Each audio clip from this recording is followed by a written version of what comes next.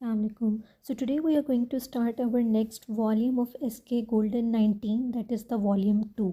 ठीक है, इसमें आज हम सबसे पहले मेडिसिन 19 नवंबर आफ्टरनून का पेपर डिस्कस करेंगे and the first MCQ is which of them is a higher intellectual sensory area. ठीक है, ऑप्शंस हमारे पास है Wernicke's area, Broca's area, somatosensory association area या फिर एंगुलर गायरस. ठीक है, तो इसमें जो हमारे पास करेक्ट आंसर है इट इज़ वर्निक्स एरिया. ठीक है, अब इसमें क्या होता है कि जो वर्निकीज एरिया है हमारा, ये कहाँ पर लोकेटेड होता है? Posterior part of the superior temporal gyrus जो है, ठीक है, वहाँ पर ये लोकेटेड होता है. ठीक है, और इसका जो मेन फंक्शन होता है, ठीक है, वो क्या होता है? It is responsible for language comprehension. ठीक है, ये दोनों आपके MCQ पॉइंट्स हैं. ठीक है, इससे रिलेटेड जो इंपॉर्टेंट बातें हैं वर्निकेज एरिया से, ठीक है, कि इसकी लोकेशन कहाँ होती है?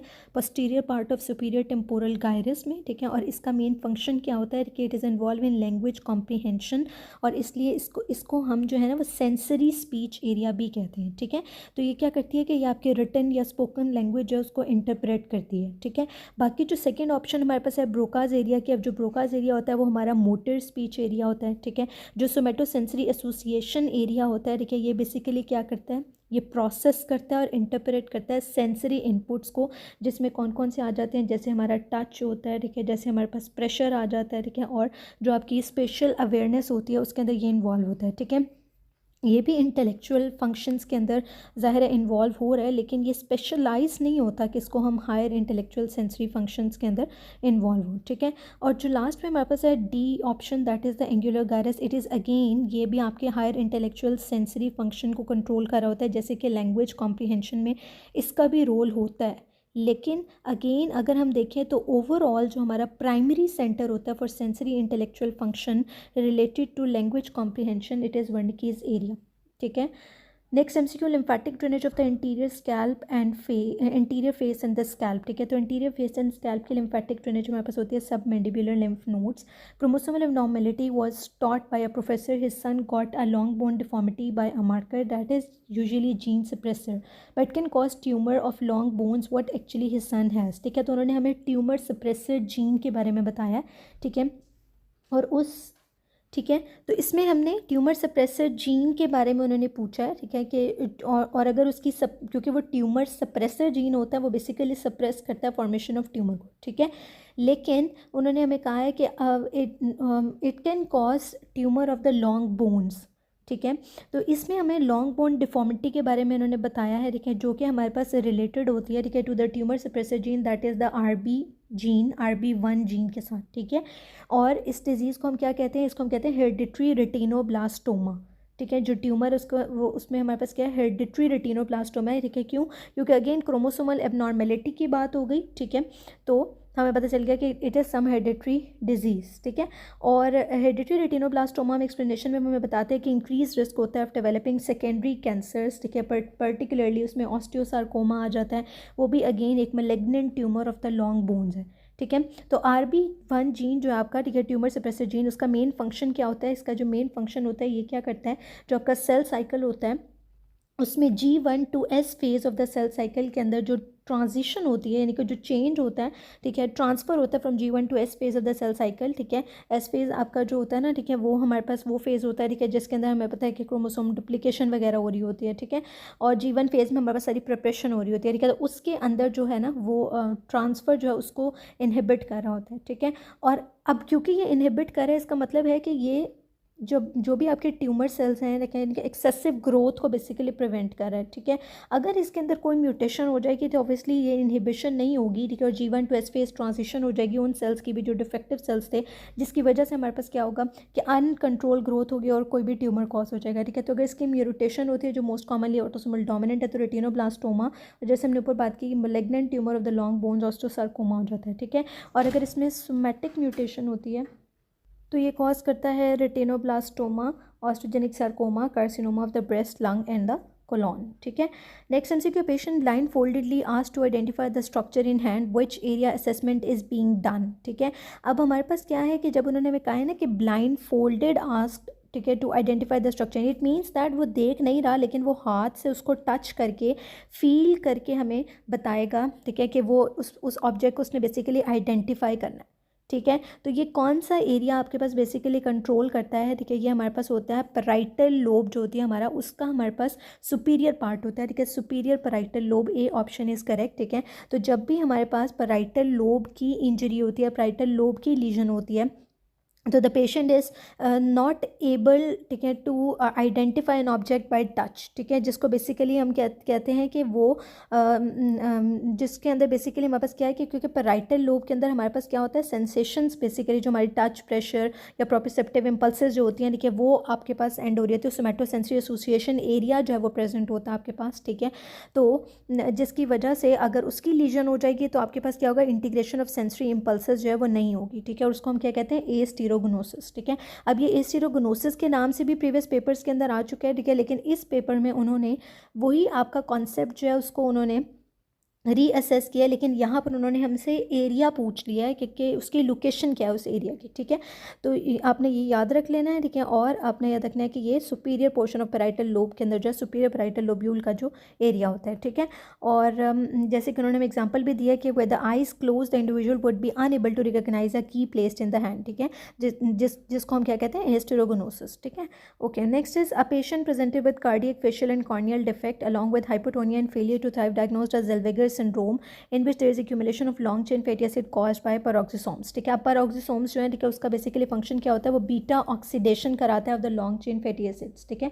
ये दोनों आपके पास एमसीक्यूज में ये भी पूछा जाता है, what is the function of peroxisomes, ठीक है। तो याद रखिए beta oxidation of long chain fatty acids करा रहा होता है, जिसकी वजह से क्या है कि अगर आपके पास पेरोक्सिसोम्स की इंजरी होती है, कोई डिफेक्ट होता है, ठीक है, जैसे कि यहाँ पर उन्होंने इनहेरिटेड ज़ेल्वेगर सिंड्रोम की बात की है, ठीक है, तो उसमें क्या होता है कि ये जो उसकी एबिलिटी है oxidation of long chain fatty acid वो नहीं हो रही होती, जिसकी वजह से क्या होता है, हमारे पास accumulation of long chain fatty acids हो जाती है। सो ये ऑप्शन इज करेक्ट। यहाँ पर उन्होंने एक्सप्लेनेशन दी है कि it is an autosomal recessive disorder of peroxisomes biogenesis, ठीक है, जिसमें म्यूटेटेड जीन होता है, ठीक है, PEX जीन जो है वो म्यूटेटेड होता है, ठीक है, और इसकी वजह से क्या होता है, hypotonia, seizures, jaundice, craniofacial deformities जो कि उन्होंने हमें फीचर्स में दिया, हेपेटोमेगैली, अर्ली डेथ, ठीक है। और इसकी वजह से हो क्यों रहे थे, because high level of long chain fatty acids जो हैं, ठीक है, वो एक्यूमुलेट हो जाते हैं कहाँ पर, ब्रेन ऑफ द पेशेंट, ठीक है, जिसको हम क्या कहते हैं, ज़ेल्वेगर सिंड्रोम कहते हैं, ठीक है। और there is an inherited absence of peroxisomes in all the tissues and peroxisomal oxidation of unsaturated fatty acids does not take place, जो मैंने अभी बात की कि इसका मेन फंक्शन क्या होता है, beta oxidation of long chain fatty acids. So the next MCQ is patient presented with peripheral tingling, numbness, diplopia and visual disturbance diagnosed with demyelination disease. What type of nervous system cells are affected in this disease? ठीक है, so इस disease, ये कौन सी disease की बात हो रही है, ठीक है, जो symptoms उन्होंने हमें दिए हैं, peripheral tingling, numbness, diplopia, visual disturbance, ठीक है, symptoms जो है, ठीक है, these are of multiple sclerosis। और multiple sclerosis के अंदर जो हमारे central nervous system के न्यूरॉन्स को जो माइलिनेशन करते हैं सेल्स, ठीक है, जिनको हम कहते हैं ओलिगोडेंड्रोसाइट्स, ठीक है, उनकी बेसिकली जो है ना वो लीजन होती है, इसकी वजह से demyelination of the central nervous system neuron होती है, ठीक है। साथ ही एक और एमसीक्यू कवर हो जाएगा कि पेरिफेरल नर्वस सिस्टम न्यूरॉन्स की माइलिनेशन जो है वो कौन कर रहा होता है, शॉन सेल्स कर रहे होते हैं, ठीक है। So the correct option would B A, increasing gastric emptying is by, ठीक है, गैस्ट्रिक एम्पटिंग इंक्रीज हो जाती है जब गैस्ट्रिक डिस्टेंशन होती है, ठीक है।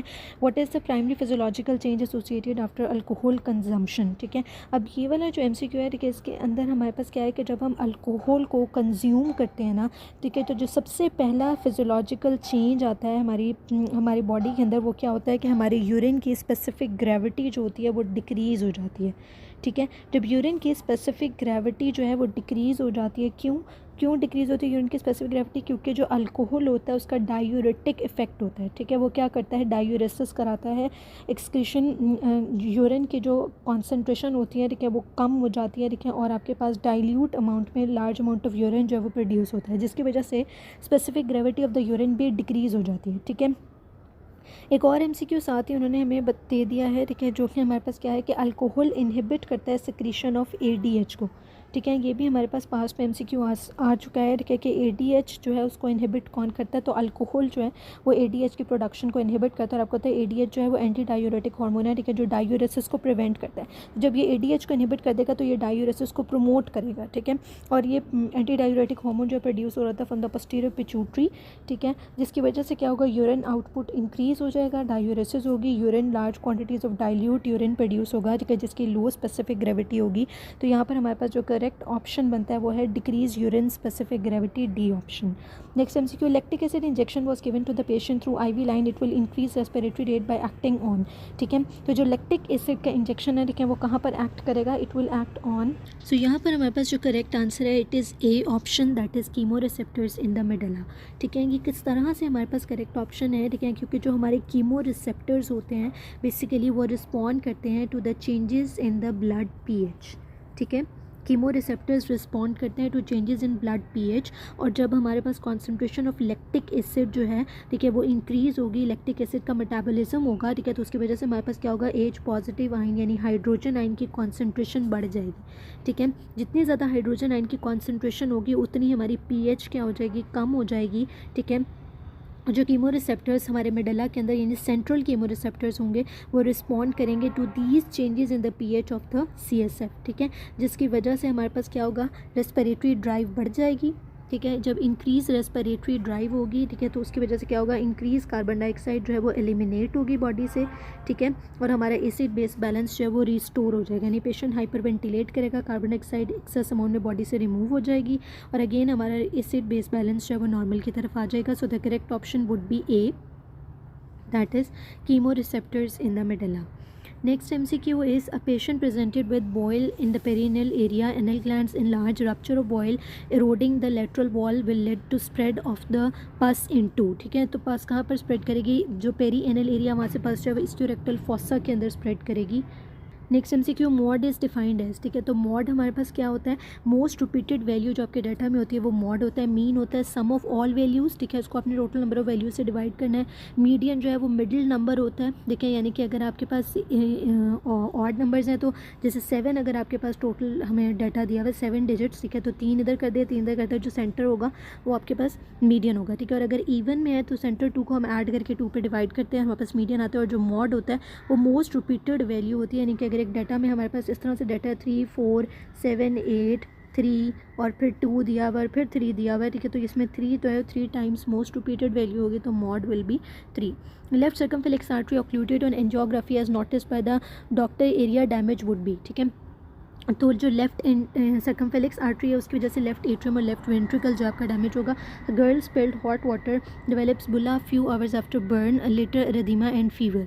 Fluid between epidermis and dermis leading to the formation of bullae. Fluid is opaque with redness and warm area around it. What type of inflammation is this? ठीक है, so this is serious inflammation. ठीक है, तो जो features उन्होंने हमें दिए हैं कि जो फ्लूइड है वो प्रेजेंट है between the epidermis and the dermis. ठीक है, और उस फ्लूइड की वजह से हमारे पास बुले फॉर्मेशन हो गई है. ठीक है, और वो जो फ्लूइड है वो रेड है और उसमें क्या है, रेडनेस फ्लूइड के साइड्स पे जो एरिया है यानी कि जो वो उसमें रेडनेस है और वो एरिया वार्म भी है, यानी इन्फ्लेमेशन के साइंस भी उसमें प्रेजेंट है. ठीक है, तो what type of inflammation would be this? This is type of serious inflammation, वहाँ सीरियस फ्लूइड जब एक्यूमुलेट हुआ है. Patient had injury of C5 and C6 vertebra. What nerve will be affected? Again repeated MCQ.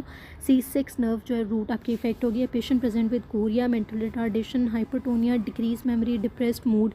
The disorder is single gene inherited disorder. It is most likely Huntington's disease. ठीक है, feature और जो हमारे पास DMS these all goes towards Huntington's disease. Coronary sinus develops from. Coronary sinus कहाँ से develop करते हैं? Left horn of sinus venosus जो है वहाँ से कोरोनरी साइनस डेवलप करते हैं. ये एक टेबल हमारे पास फर्स्ट एड में दिया हुआ है जिसमें एम्ब्रियोलॉजी जो है वो डिस्कस की गई है, वो बहुत इंपॉर्टेंट है.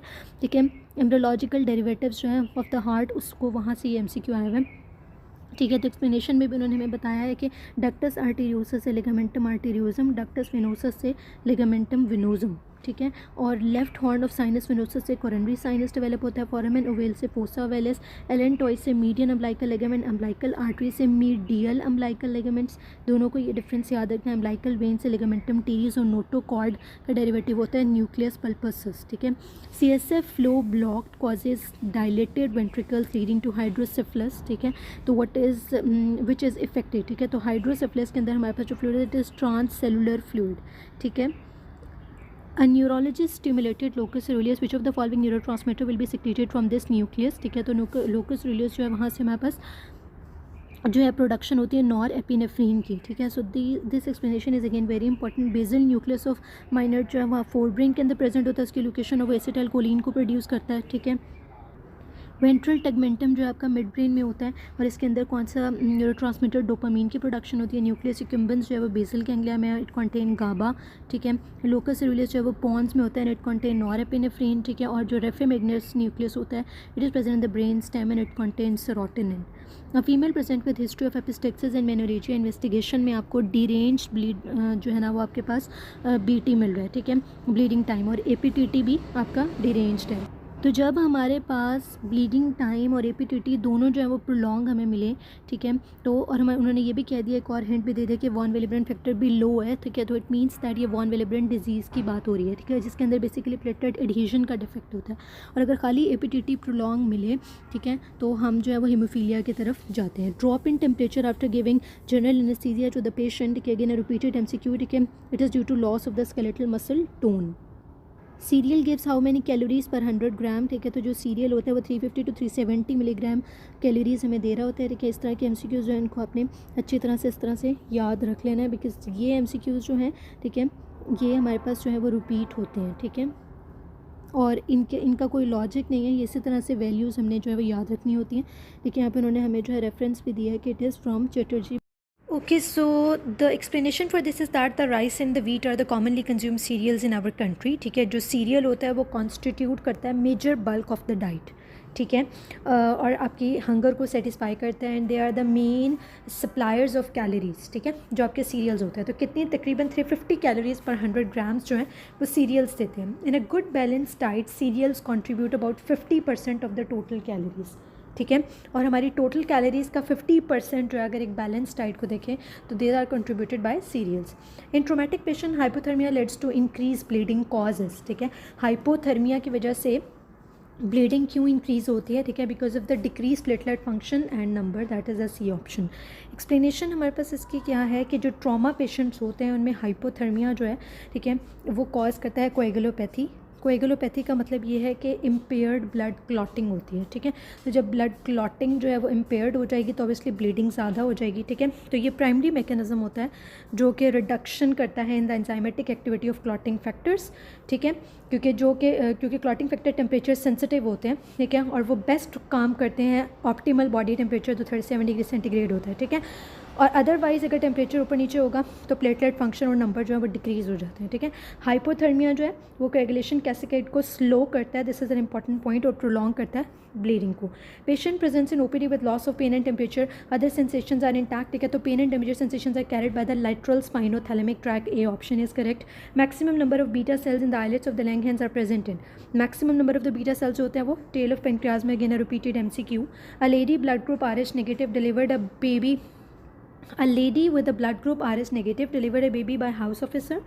The HO was worried about the baby's blood group as her husband's blood group was RH positive. तो hypersensitivity reaction कौन सा है, ठीक है, जो RH incompatibility, it is a type 2 hypersensitivity reaction responsible for the closure and of inactivated sodium channels in the nerve cells जो है, ठीक है, डीपोलराइजेशन कॉज करती है, ठीक है। डीपोलराइजेशन जो है वो आपकी मेम्ब्रेन को लेस नेगेटिव कर देती है, ठीक है, और रैपिड ओपनिंग होती कैसे डीपोलराइजेशन, ठीक है, जब आपका opening of the voltage gated sodium channel होता है और सोडियम का इनफ्लक्स होता है, ठीक है। हाइपरपोलराइजेशन जो होती है, ठीक है, वो होती है जब मेम्ब्रेन पोटेंशियल मोर नेगेटिव हो जाता है, और ये कब होती है, हाइपरपोलराइजेशन होती है जब एक्सेसिव पोटेशियम का इफ्लक्स होता है, ठीक है। Next MCQ is calculate GFR when the glomerular hydrostatic pressure is 60, Bowman's capsule hydrostatic pressure is 12 and capillary oncotic pressure is 32, ठीक है। ओके, अब उन्होंने हमें दे दिया, इन चीज़ों को हमने फॉर्मूलाज में पुट करना है और हमने कैलकुलेट करना है GFR। सो यहाँ पर फॉर्मूला क्या है, ग्लोमेरुलर हाइड्रोस्टैटिक प्रेशर कितना है 60, ठीक है, Bowman's capsule hydrostatic pressure is 12 और कैपिलरी ऑन्कोटिक प्रेशर इज 32। ये फॉर्मूला है हमारे पास। ग्लोमेरुलर कैपिलरी हाइड्रोस्टैटिक प्रेशर में से हमने वुमेन्स कैप्सूल हाइड्रोस्टैटिक प्रेशर को माइनस किया, उसकी जो वैल्यू आएगी उसमें से हमने माइनस करना है ग्लोमेरुलर कैपिलरी ऑन्कोटिक प्रेशर में से वुमेन्स कैप्सूल ऑन्कोटिक प्रेशर को, और जो वुमेन्स कैप्सूल का ऑन्कोटिक प्रेशर होता है उसको हम 0 कंसिडर करते हैं। वैल्यूज पुट करके हमारे पास 18 आंसर आता है। रिपीटेड MCQ है, same stem same options. Acute bacterial meningitis case with typical picture of increase protein and neutrophils more than lymphocytes, ठीक है, इसका मतलब है न्यूट्रोफिल्स ज़्यादा हैं, ठीक है, तो न्यूट्रोफिल्स ज़्यादा हैं तो ये तो पता चल गया ग्राम के दिस इज बैक्टीरियल, ठीक है। अब बैक्टीरिया में उन्होंने आगे हमसे पूछा he was having rash around ankles and signs of meningeal irritation, तो ये नाइसीरिया मेनिंजिटिडिस की बात हो रही है, that is a gram negative diplococci, B option is correct, ठीक है। जो कहते हैं कि the two most important manifestation of disease, ठीक है, जो नाइसीरिया मेनिंजाइटिस कॉज करता है, उसमें मेनिंजोकॉक्सीमिया होता है, मेनिंजाइटिस होता है। मेनिंजोकॉक्सीमिया प्रेजेंट करता है septic shock, high grade fever, hypotension और पेटिकियल या परप्यूरिक रैश के साथ। Patient with HCV positive presented to the OPD with complaints of lethargy, malaise and weight loss, fibrosis and central-lobular cells involving hepatic sinusoid seen on morphology, hepatocellular tumor marker के alpha fetoprotein. Again repeated MCQ. Patient presents with pain in lumbar region, stone at the PUG junction. Pain arise करती है from T12 to L2 जो है segment, वो आपका pain of kidney origin, ureteric colic वगैरह की pen के लिए होता है. Patient with corneal opacity is being evaluated for potential causes. Which medication is most commonly associated with corneal deposits leading to this condition? Again this is a repeated MCQ. This is the side effect of chloroquine. Corneal opacity chloroquine, retina के अंदर deposit thioridazine and lens के अंदर deposit chlorpromazine. A patient complain of dryness in the eyes on examination, there was a decrease secretion of lacrimal gland. ठीक है, the nerve carrying post ganglionic fibres from the pterygopalatine ganglion to the lacrimal gland is maxillary nerve. ठीक है, तो जो pterygopalatine ganglion है, it is a parasympathetic ganglion. ठीक है, जहाँ से मैक्सिलरी नर्व जो है टेरिकोपैलेटाइन फॉसा से अराइज करती है. ये सेक्रीटोमोटर फाइबर्स देती है जो the lacrimal and nasal gland. ठीक है, और जिसकी ब्रांचेज होती हैं वो सोमैटिक सेंसरी फाइबर्स देती हैं मैक्सिलरी नर्व. ठीक है, okay, so this is the explanation. वो कह रहे हैं parasympathetic post ganglionic fibres from the pterygopalatine ganglion. ठीक है, so that's all for this. Next MCQ. A patient presented with chronic fever, night sweats, headache, lethargy, weight loss, cervical lymphadenopathy, epithelioid cells in sputum, chest X-ray showed diffuse nodular opacity in the apical lobe. What type of necrosis is seen in the lymph nodes in this scenario? ठीक है, so this is the scenario of TB. ठीक है, और TB के अंदर हमारे पास caseous necrosis होता है, so B option is correct. ठीक है, okay. A security guard got gunshot injury on lower back. After physiotherapy and rehabilitation, he had lost contralateral pain, temperature below the level of lesion and ipsilateral paralysis. What is the most likely diagnosis? ठीक है, so the diagnosis is Brown-Sequard syndrome. Brown-Sequard syndrome में हमारे पास क्या होता है, 1 ipsilateral और 2 जो है वो contralateral फीचर्स होते हैं हमारे पास. ठीक है, तो contralateral pain and temperature sensation loss होती है और इप्सीलेटरल जो है वो पैरालिसिस हो जाता है और ipsilateral loss of vibration proprioception and 2 point tactile discrimination होती है. ठीक है, तो इप्सीलेटरल जो है वो 2 साइंस हैं और कॉन्ट्रालेटरल जो है वो 1 साइन होता है. ठीक है, इसको मैं दोबारा रिपीट कर रही हूँ. ठीक है, तो इसको हम कहते हैं hemisection of spinal cord. तो इसमें C ऑप्शन जो है हमारा करेक्ट है, Brown Sequard syndrome. Ipsilateral loss of all sensation at the level of legion.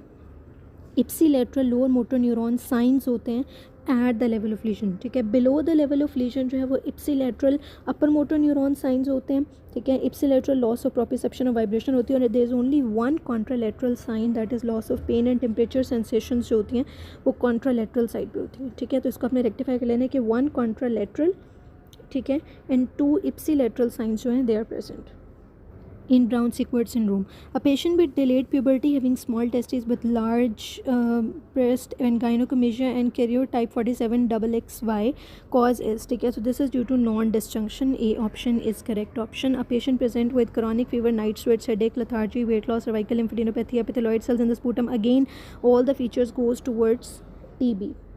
सो यहाँ पर उन्होंने मैं टाइप ऑफ नेक्रोसिस पूछा, तो टीबी के अंदर हमारे पास केजियस नेक्रोसिस होता है. ठीक है, जो यहाँ पर ऑप्शन अगर केजियस नेक्रोसिस की दी हो तो you will go towards caseous necrosis. Otherwise you can, अगर टीबी दिया हुआ है डायरेक्टली तो आप टीबी को भी चूज़ कर सकते हैं. सिमिलैरिटी बिटवीन को ट्रांसपोर्ट एंड फैसिलिटेटेड डिफ्यूजन क्या है, दोनों कैरियर मीडिएटेड होती है. बर्किट्स लिम्फोमा में ट्रांसलोकेशन कौन सी होती है, बर्किट्स लिम्फोमा के अंदर हमारे पास जो है ना वो 814 ट्रांसलोकेशन होती है, that is the D option is correct. इसकी एक्सप्लेनेशन इंपॉर्टेंट है. 814 ट्रांसलोकेशन बर्किट्स लिम्फोमा में होती है, 1114 मेंटल सेल लिम्फोमा में, 1118 मार्जिनल जोन लिम्फोमा में, 1418 फॉलिक्यूलर लिम्फोमा में होती है. 1517 ट्रांसलोकेशन जो है वो आपके पास टाइप M3 जो होती है, ठीक है, उसके अंदर हो रही होती है of the acute myeloid leukaemia. 922 translocation that is Philadelphia chromosome जो है, ठीक है, वो आपके पास प्रेजेंट होती है in case of chronic myeloid leukaemia के अंदर जो है 922 ट्रांसलोकेशन फिलाडेल्फिया क्रोमोसोम जो है वो हमें मिलती है. और ALL के अंदर भी हमारे पास जो है वो प्रेजेंट हो सकती है. ठीक है, और जिसमें इसका प्रोग्नोसिस जो है बहुत पुअर होता है. ठीक है, और बहुत रेयरली जो है हमारे पास एक्यूट माइलॉइड ल्यूकीमिया में भी this Philadelphia chromosome translocation might be present. Child having hydrocephalus due to defect in hydrocephalus में क्या होता है कि यहाँ पर एरेक्नॉइड ग्रैनुलेशन आएगा, क्योंकि जो arachnoid granulation in the subarachnoid space होती है they are basically responsible for the reabsorption of the CSF. तो जब CSF रीअब्सॉर्ब नहीं होता, वो एक्यूमुलेट हो जाता है एक्सेसिव अमाउंट में, ठीक है, तो हमारे पास हाइड्रोसेफलस जो है वो डेवलप होता है. A patient presented with road traffic accident, you are advise to make histology slide containing muscle fascicular surrounded by connective tissue and the layer is termed as, again a repeated MCQ, this is perimysium. ठीक है, एपीमीजियम जो है वो enclose करती है entire muscle को, एंडोमीजियम जो है वो सिंगल मसल फाइबर को, पेरीमीजियम जो है वो इनक्लोज करती है मसल फाइबर के जो बंडल होते हैं यानी fasciculus, endoneurium individual nerve fibre को, perineurium bundle of nerve fibre को, और एपीन्यूरियम अगेन इंटायर नर्व को सराउंड करती है. टीएसएसटी क्या है आपके पास, ठीक है, this is toxic shock syndrome toxin, ठीक है, it is produced 15 to 20% by the strains of staph aureus, again a repeated MCQ. Then we will go to words, और यहाँ उन्होंने ये भी बताया कि 5 to 25% जो है वो स्टेफ ऑरियस से हम आइसोलेट करते हैं, ठीक है, which carries the genes for toxic shock syndrome toxin. ठीक है, 42 years old woman present with complaints of weight gain, irregular menstrual cycle and fatigue. Last year she experienced a complicated delivery requiring 2 units of blood transfusion. She was unable to breastfeed as she has breast atrophy. On examination क्या है, dry skin है, hypotension है, which of the following is most likely diagnosis? So this is Sheehan syndrome. ठीक है, तो Sheehan syndrome के अंदर क्या होता है, Sheehan syndrome जो है it is a condition that is caused by postpartum. The key point is इसमें postpartum necrosis of pituitary gland हो जाता है. ठीक है, there is postpartum necrosis of pituitary gland, ठीक है, जिसकी वजह से जो क्यों हो रहा होता है, due to severe postpartum haemorrhage. ठीक है, तो क्या होता है कि प्रेगनेंसी के अंदर जो है, ठीक है, वो जिस तरह से आपके पास जो है वो ऑर्गन्स जो हैं और आपके बॉडी का वॉल्यूम जो है वो इंक्रीज़ हो रहा होता है. ठीक है, इस तरह से आपके पास क्या होता है कि जो size of the pituitary gland होता है ना, ठीक है, वो इंक्रीज़ होता है, बट जो blood supply to the pituitary gland होती है इट रिमेन्स द सेम. ठीक है, तो क्या होता है कि जब postpartum during delivery postpartum haemorrhage जो है वो बढ़ जाता है, ठीक है, तो उसकी वजह से क्या होता है कि फर्दर ब्लड सप्लाई जो है, ठीक है, वो डिक्रीज़ हो जाती है टू द पिट्यूटरी ग्लैंड. ठीक है, जिसकी वजह से क्या होता है कि पोस्टपार्टम नेक्रोसिस हो जाता है पिट्यूटरी ग्लैंड का. ठीक है, क्योंकि हाइपोवोल्यूमिक शॉक हो जाता है एक्सेसिव ब्लड लॉस की वजह से. ठीक है, जिसकी वजह से हमारे पास क्या होगा कि अगर हमारे पिट्यूटरी ग्लैंड का नेक्रोसिस हो जाएगा तो हमारे पास क्या होगा, एंटीरियर पिट्यूटरी हार्मोन्स की डेफिशिएंसी हो जाएगी. ठीक है, और जिसके अंदर हमारे पास ये सारी डेफिशिएंसीज आ जाती हैं. ठीक है, कि ग्रोथ हार्मोन डेफिशिएंसी हो जाएगी, गोनेडोट्रोफिन जिसमें LH FSH आ जाता है. ठीक है, LH हो गया आपका, FSH हो गया. ठीक है, उसके अलावा आपके पास ACTH आ जाता है, ये TSH आ जाता है. इन सारे हार्मोन्स की हमारे पास क्या हो जाएगी, डेफिशिएंसी हो जाएगी. ठीक है, फिजिकल फाइंडिंग्स में हमें क्या मिलेगा, हमें पेल कम्प्लेक्शन मिलता है पेशेंट का. ठीक है, क्योंकि एड्रेनल इंसफिशिएंसी होती है, ब्रेस्ट एट्रोफी हो जाती है. ठीक है, एक्सिलरी प्यूबिक हेयर जो है वो लॉस हो जाता है, जैसे यहाँ पर उन्होंने हमें ये पॉइंट दिया है कि she was unable to breast feed as she has breast atrophy. ठीक है, उसके अलावा ड्राई स्किन और हाइपोटेंशन हो गया. ठीक है, उसके अलावा ये होता है हमारे पास, ठीक है, कि जो है ना पेशेंट के अंदर प्रोलेक्टिन जो है उसकी भी डेफिशिएंसी हो जाती है. ठीक है, तो जब भी आपको 2 सिम्टम्स दिए हों पोस्टपार्टम हेमरेज या कोई डिलीवरी की, उन्होंने हमें साथ में सिनेरियो के अंदर 2 सिम्टम दिए हों कि अनेबल टू ब्रेस्ट फेड, यानी कि अनेबल टू ब्रेस्ट फेड क्यों, एक तो ब्रेस्ट एट्रोफी होगी है. ठीक है, दूसरा आपके पास प्रोलेक्टिन जो है उसकी डेफिशिएंसी हो गया, तो लेक्टेशन फेलियर टू लेक्टेशन है. ठीक है, so will go towards Sheehan syndrome. ठीक है, next is diarrhoea dementia dermatitis along with CNS defect. Vitamin deficiency would be, ठीक है, it is vitamin B3 deficiency. ठीक है, जो आपके पास प्लेगरा होता है, ठीक है, that is vitamin B3 niacin deficiency की वजह से होता है. B1 की डेफिशिएंसी जो है वो dry beri wet beri Wernicke Korsakoff syndrome cause करती है. B2 की डेफिशिएंसी जो होती है हमारे पास वो कॉर्नियल वेस्कुलराइजेशन कॉज करती है. B3 डेफिशिएंसी प्लेगरा डायरिया डर्मेटाइटिस और डिमेंशिया कॉज करती है. B5 जो है वो हमें रिक्वायर्ड होता है एज अ को फैक्टर फॉर कोएंजाइम A. ठीक है, और B5 deficiency adrenal insufficiency cause करती है. B7 जो बायोटिन होता है उसकी डेफिशिएंसी जो है, ठीक है, वो हमारे पास जो बेसिकली बायोटिन होता है, ठीक है, वो उसका इंपॉर्टेंट है क्योंकि it is a carrier of 1 carbon. ठीक है, कैरियर ऑफ 1 कार्बन होता है. ठीक है, B7, और ये बाइंड करता है विद एविडेन इन एग्स. ठीक है, तो इसका रोल होता है लिवर मेटाबॉलिज्म में. जो B9 है वो 1 कार्बन ट्रांसफर में इन्वॉल्व होता है. ठीक है, तो carrier of 1 carbon is B7 but B9 is 1 carbon transfer. B9 deficiency neural tube defects cause करती है, और B12 डेफिशिएंसी जो है वो मेगालोब्लास्टिक एनीमिया कॉज करती है. Next MCQ, patient died of fat embolism on autopsy. Fat embolism will be visualize by. ठीक है, तो जो फैट एम्बोलिज्म होता है, ठीक है, उसको हम फैट स्टेन के जरिए जो है, ठीक है, वो विजुअलाइज करते हैं. ठीक है, तो यहाँ पर हमारे पास आ जाएगा frozen fat section with fat stain. ठीक है, क्योंकि फैट एम्बोलिज्म जो है वो कहते हैं कि उसको हम ऑटोप्सी पे तभी सिर्फ आइडेंटिफाई कर सकते हैं जब हम प्रॉपर फैट स्टेन्स जो हैं, ठीक है, वो यूज़ करते हैं. ठीक है, जिसमें से कौन कौन से फैट स्टेन्स होते हैं इनको हम देख लेते हैं.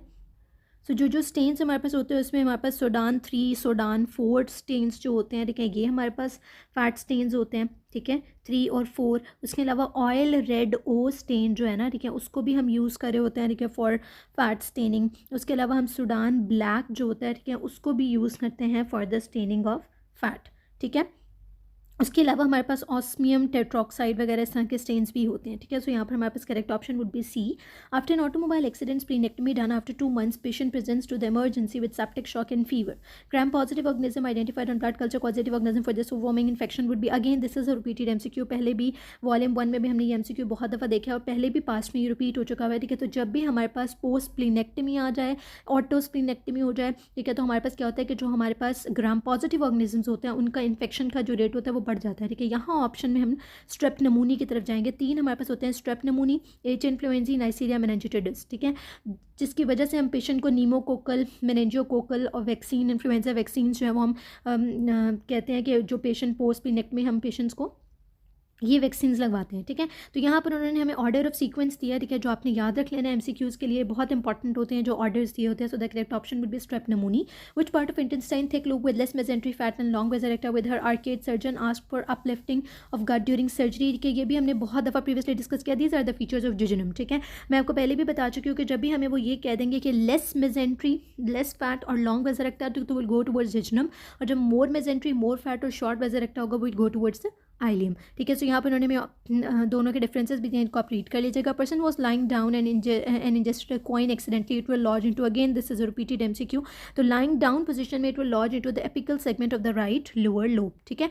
सो ये सारे पॉइंट्स इंपॉर्टेंट एक्सप्लेनेशन जो है, फॉरेन बॉडी सुपाइन पोजीशन में आपके एपिकल या superior segment of the right lower lobe में जाती है, ठीक है। अगर अपराइट पोजीशन वो कह दें, सिटिंग या स्टैंडिंग पोजीशन कह दें, तो कहाँ पर लॉज होगी, पोस्टीरियर यानी जो basal segment of the right lower lobe होता है। फॉरेन बॉडी अगर राइट लेटरल पोजीशन में है तो वो posterior segment of right upper lobe में जाएगी, और फॉरेन बॉडी अगर लेफ्ट लेटरल पोजीशन में हो तो inferior lingular region of the left upper lobe जो है, ठीक है, वहाँ पर वो जाती है, ठीक है। A group of mice was taken an injection of plastic hydrocarbon was given that will work as a promoter in the process, ठीक है। Promoter causes cancer by enhancing, again जो इनिशिएटर्स होते हैं वो किसी भी चीज़ को, किसी भी रिएक्शन को, केमिकल रिएक्शन को इनिशिएट करते हैं, शुरू करते हैं, ठीक है। सो जो हमने पहले भी पढ़ा है कि जो इनिशिएटर्स होते हैं वो हमारे इलेक्ट्रोफाइल्स होते हैं, number 1, which means that they are electron deficient. अगर वो इलेक्ट्रॉन डेफिशिएंट हैं तो क्या, तो वो हमेशा उन साइट्स के साथ रिएक्ट करेंगे जहाँ पर इलेक्ट्रॉन ज़्यादा है, ठीक है, जो बेसिकली हमारी न्यूक्लियोफिलिक साइट्स होते हैं जिसमें डीएनए, आरएनए, प्रोटीन्स, और ये परमानेंट डीएनए डैमेज कॉज करते हैं जो कि इरिवर्सिबल होता है, ठीक है।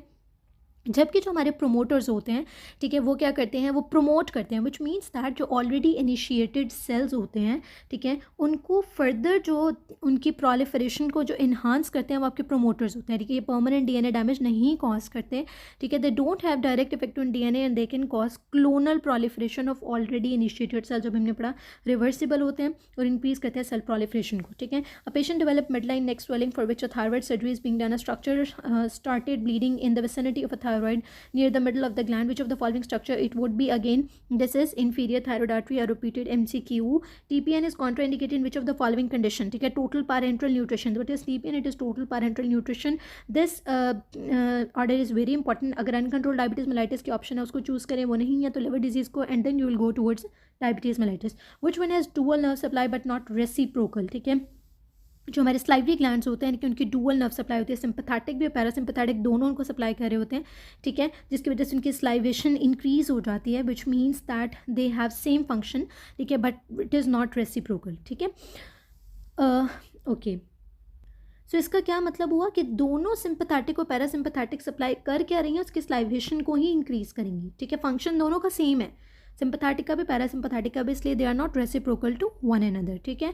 नेक्स्ट हमारे पास है, a child was having fever, cough and upper lobe consolidation, he develop respiratory distress, ETT can not be pass as he had laryngotracheobronchitis, what is the most likely cause of this notorious infection, ठीक है। तो लेरेंजियोट्रेकियोब्रोंकाइटिस जो है वो कौन organism cause कर रहा था, एच इन्फ्लुएंजा जो है, ठीक है, यहाँ पर हमारे पास ऑप्शन में होगा, वैसे पैरा इन्फ्लुएंजा वायरस जो है वो कॉज करता है, ठीक है, यहाँ पर ऑप्शन नहीं है तो एच इन्फ्लुएंजा। इसी तरह से ये MCQ same stem same option के साथ रिपीट हो चुकी है, उसमें भी वो हमें पैरा इन्फ्लुएंजा के ऑप्शन नहीं दे रहे तो हम एच इन्फ्लुएंजा की तरफ जाएंगे, Patient is asked to grip the card between the index finger and the thumb. Patient is unable to hold the card between the thumb and the index finger. He cannot maintain grip and drops the card. Which nerve injury is checked in this condition? This is the checking of ulnar nerve. ठीक है, अगर वो अपने जो thumb और index finger के दरमियान किसी चीज़ को ग्रिप नहीं कर पा रहा, इट मीन्स दैट ही और शी इज़ नॉट यूजिंग, ठीक है, या enable to do contract his muscles. कौन से मसल्स होंगे?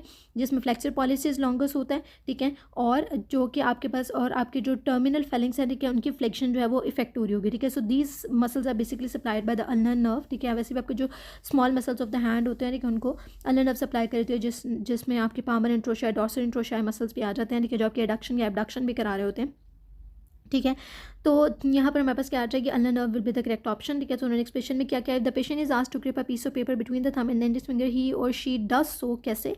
कि वो फ्लेक्सिव पॉलिसीज लॉन्गेस्ट जो है उसका कॉन्ट्रैक्ट करता है, ठीक है, और टर्मिनल फेलिंग्स जो है वो फ्लेक्स होती है. ठीक है, तो अगर वो नहीं हो रहा तो it means that is there is damage to ulnar nerve. ठीक है, G1 फेज फॉलोइंग अकर. G1 फेज के अंदर क्या होता है? Duplication of centrosome. C is the correct option. Infection in kidney pass in up to Gerota's fascia with fascia intact. It can spread to, ठीक है, it can spread to inferiorly to pelvis. अगर Gerota's fascia जो है वो intact है, ठीक है, तो ये कहाँ जाएगी? इन्फीरियरली पेल्विस के अंदर स्प्रेड करेगी. अगेन ए रिपीटेड MCQ.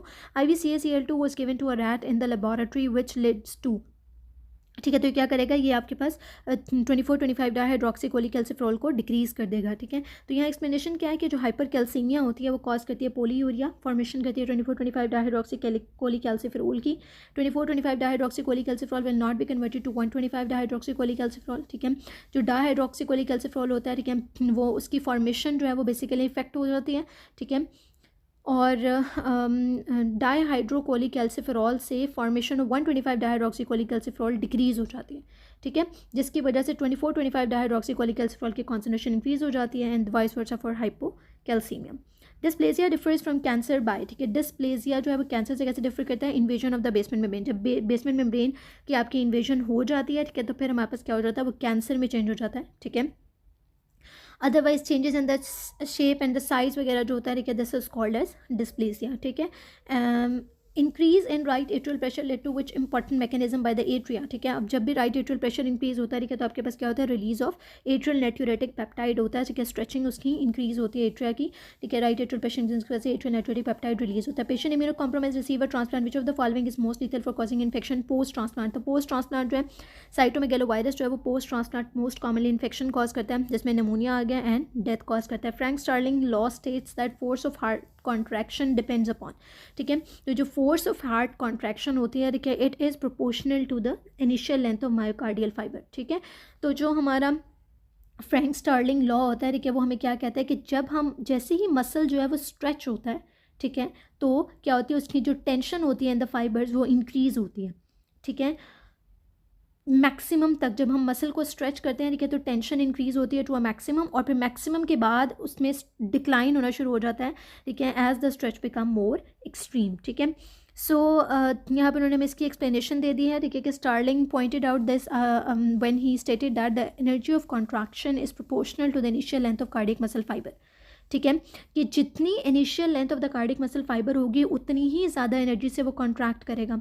ठीक है, तो हार्ट के लिए क्या है कि जो लेंथ ऑफ मसल फाइबर होता है, ठीक है, that is the extent of the preload, वो प्रोपोर्शनल होता है to the end diastolic volume. जितना ज़्यादा एंड डायस्टोलिक वॉल्यूम होगा, ठीक है, उतना ज़्यादा प्री लोड होगा. ठीक है, और ये किस पे डिपेंड करे? ये डिपेंड करे वेनस रिटर्न पे. जितना ज़्यादा वेनस रिटर्न होगा उतना ज़्यादा and diastolic volume and pre load होगा. ठीक है, this relation between ventricular stroke volume and diastolic volume जो है उसको हम क्या कहते हैं? Frank Starling curve. ठीक है, erythropoiesis is mainly stimulated by erythropoiesis stimulate होती है बाय एरिथ्रोपोइटिन, और एरिथ्रोपोइटिन की प्रोडक्शन स्टिमुलेट होती है बाय हाइपोक्सिया. ठीक है, और एरिथ्रोपोइटिन इनहिबिट होता है by theophylline. Most rapidly regenerating organ क्या होता है? लिवर होता है. Sterilisation involve different kinds of technique. Heating kills almost all the bacteria present in the medium other than the bacteria that have spores in their transmission. ठीक है, तो इसमें हमारे पास आ जाता है Clostridium tetani. Patient had eaten fried rice for 6 hours ago, now present with nausea, vomiting and diarrhoea. ठीक है, तो आपको पता है कि जो फ्राइड राइस के बाद मोस्ट कॉमनली आपके पास जो है ना बेसिलस यूरियस जो है उसकी वजह से जो है वो मोस्ट कॉमन हमारे पास होती है फूड पॉइजनिंग, ठीक है. So this will be C option, bacillus cereus, ठीक है. A group of students were studying difference between PO2 and PCO2 in different arteries of the body. They find major difference. Again this is a repeated MCQ. Aorta and pulmonary artery में जो है वो largest difference of the participation of oxygen and carbon dioxide exist. Next MCQ is patient has myocardial infarction and develop white infarct. White infarct is by, ठीक है. तो white infarct arterial occlusion की वजह से होता है, ठीक है. तो जो हमारे पास पेल या वाइट इन्फाक्ट होता है it is due to arterial occlusion, ठीक है. और ये हमारे हार्ट और किडनी के अंदर जो है प्रेजेंट होता है, ठीक है. जो हमारे पास एंड आर्टीरियल ऑर्गन्स होते हैं, ठीक है, जहाँ पर सिंगल आर्टरी की सप्लाई होती है, ठीक है. जब हमारे पास डुअल जहाँ सप्लाई हो रही होती है, ठीक है, वेनस ऑक्लूजन की वजह से जो इन्फाक्ट होता है, ठीक है, उसको हम कहते हैं हेमरेजिक या रेड इन्फाक्ट, ठीक है. लिवर की जैसे डुअल सप्लाई है, लंग की डुअल सप्लाई है, इंटेस्टाइन की और टेस्टिस की, तो यहाँ पर जो इन्फाक्ट होगा उसको हम क्या कहेंगे, वेनस एक ऑक्लूजन के इन्फाक्ट होगा या हेमरेजिक या रेड इन्फाक्ट कहेंगे, ठीक है. A known case tuberculosis present with left-sided massive pleural effusion. What is the most appropriate site for thoracocentesis? Again, this is a repeated MCQ. So, it is with lower border of the ninth intercostal space and the mid-axillary line. ठीक है? Okay. Nor epinephrine causes. Nor epinephrine क्या cause करती है? Nor epinephrine जो है ना, ठीक है, अब आपके पास rate of depolarisation of SA node को इंक्रीज़ करती है. नॉर एपिनेफ्रीन जो है बेसिकली आपकी सिंपैथेटिक न्यूरोट्रांसमीटर के तौर पर आप कंसिडर कर सकते हैं, ठीक है, जो रिलीज़ होती है, ठीक है. तो इसने आपके पास इंक्रीज़ करना हार्ट रेट को, कॉन्ट्रैक्टिलिटी को, ठीक है. तो ये rate of depolarisation of SA node को भी इंक्रीज़ करती है. Female with increase ESR hypergammaglobulinaemia. Gamma globulins will cause. Gamma globulins क्या करते हैं? गैमा ग्लोबुलिन्स जो है वो रोलेक्स फॉर्मेशन को इंक्रीज़ करते हैं, ठीक है. सो इसकी मैं थोड़ी सी एक्सप्लेनेशन देना चाहूँगी कि बेसिकली हमारे पास रोलेक्स फॉर्मेशन क्या होता है, ठीक है, कि जो आपके RBCs होते हैं ना, ठीक है, उनकी स्टैकिंग हो जाती है, ठीक है. जैसे आप कॉइन्स को इस तरह से एक दूसरे के ऊपर प्लेस करें तो उसको हम कहते हैं कि उनको हमने एक अगर इस तरह अलाइन कर दिया, ठीक है, उस तरह से RBCs जो है वो सारे स्टैक हो जाते हैं, ठीक है, to the bottom, just like stacking of coins, ठीक है. ऐसा क्यों होता है? ये तब होता है हमारे पास, ठीक है, जब हमारे पास प्लाज्मा प्रोटीन्स के अंदर चेंजेस होते हैं, और पर्टिकुलरली जो गैमा ग्लोबुलिन्स होते हैं और जो फाइब्रिनोजन होती हैं वो इसको इफेक्ट करती हैं, ठीक है. पर्टिकुलरली गैमा ग्लोबुलिन्स, ठीक है, कलर चेंज कर लेती हूँ ताकि आपको इजीली नज़र आए. गैमा ग्लोबुलिन्स, ठीक है, एंड फाइब्रिनोजन, ठीक है. तो when ever there is a change in the plasma protein levels, ठीक है, तो उसकी वजह से क्या होता है, रोलेक्स फॉर्मेशन जो है, ठीक है, वो इंक्रीज़ हो जाती है, ठीक है. सो अब इसका जो मैकेनिज़्म है वो काफ़ी लंबा है. अगर हम उसको समझना शुरू करें तो हम काफ़ी जो है वो टाइम गेनिंग भी है और आपके, लेकिन बस आपने अपने जहन में ये रखना है कि जो रोलेक्स फॉर्मेशन होती है वो होता क्या है, बेसिकली स्टैकिंग ऑफ RBCs, ठीक है. और जब आपके पास changes in the plasma proteins होते हैं, ठीक है, तो वहाँ पास रोलेक्स फॉर्मेशन का रेट भी इंक्रीज़ हो जाता है. रोलेक्स फॉर्मेशन जो है वो एसोसिएटेड होता है विद कंडीशन जहाँ पर गैमा ग्लोबुलिन लेवल्स जो हैं वो एलिवेट होते हैं. अब वो कौन कौन सी कंडीशन है जहाँ गैमा ग्लोबुलिन लेवल एलिवेट होंगे और आपके पास रोलेक्स फॉर्मेशन का रेट बढ़ेगा? जैसे कि मल्टीपल माइलोमा है, क्रॉनिक इन्फेक्शन है, ऑटोइम्यून डिसऑर्डर्स हैं, ठीक है. तो ये सारे वो फिनोमेनाज होते हैं, ठीक है. और इसमें फॉल्सली एलिवेटेड ESR लेवल्स भी प्रेजेंट होते हैं. Patient of chronic renal failure presented to emergency with raised blood pressure of 210/150. After initial management, investigation were advised which revealed a serum creatinine level of 8 milligram per deciliter. कितना creatinine level? 8 milligram per deciliter, 0.7 to 1.3. Function of which of the following structure is impaired? ठीक है, so this is due to impairment of JJ cells. A option जो है आपका correct है, ठीक है. Okay, so next हमारे पास MCQ आ जाता है Down syndrome phenotype features due to. Down syndrome में क्या होता है कि over expression of the gene हो जाती है. आपके पास तो जो क्रोमोसोम नंबर 21 होता है, ठीक है, वहाँ पर हमारे पास क्या होता है, over expression of chromosome number 21 gene. A 50 years old man who has previous history of diabetic retinopathy and myocardial infarction presented with neck pain radiating to jaw, sweating and palpitation, a diagnosis of MI is made which occurs due to, ठीक है. तो MI आपके पास क्यों होता है? उन्होंने कहा कि विच अकर्स ड्यू टू, वो किस वजह से हो रहा है, ठीक है. तो डायबिटिक रेटिनोपैथी की हिस्ट्री हमारे पास है, ठीक है. तो this is due to arterial embolism, ठीक है. B option is correct. Microtia and abnormality in the external auditory meatus, it is due to, again this is a repeated MCQ. First and the second both branchial arches जो है इसमें involve होती हैं, ठीक है. तो माइक्रोटिया बेसिकली क्या होता है? माइक्रोटिया होता है आपके पास, ठीक है, कि एक्सटर्नल ईयर का डिफेक्ट होता है, जिसमें एक्सटर्नल ईयर जो है ना, ठीक है, उसमें क्या होता है, या तो वो बिल्कुल स्मॉल होता है, ठीक है, या फिर स्मॉल होता है लेकिन वेल फॉर्म्ड ईयर होता है, साइज़ उसका स्मॉल होता है, या फिर क्या होता है, ईयर होता ही नहीं है, एब्सेंस ऑफ द ईयर होती है, एनोटिया जिसको हम कहते हैं, ठीक है.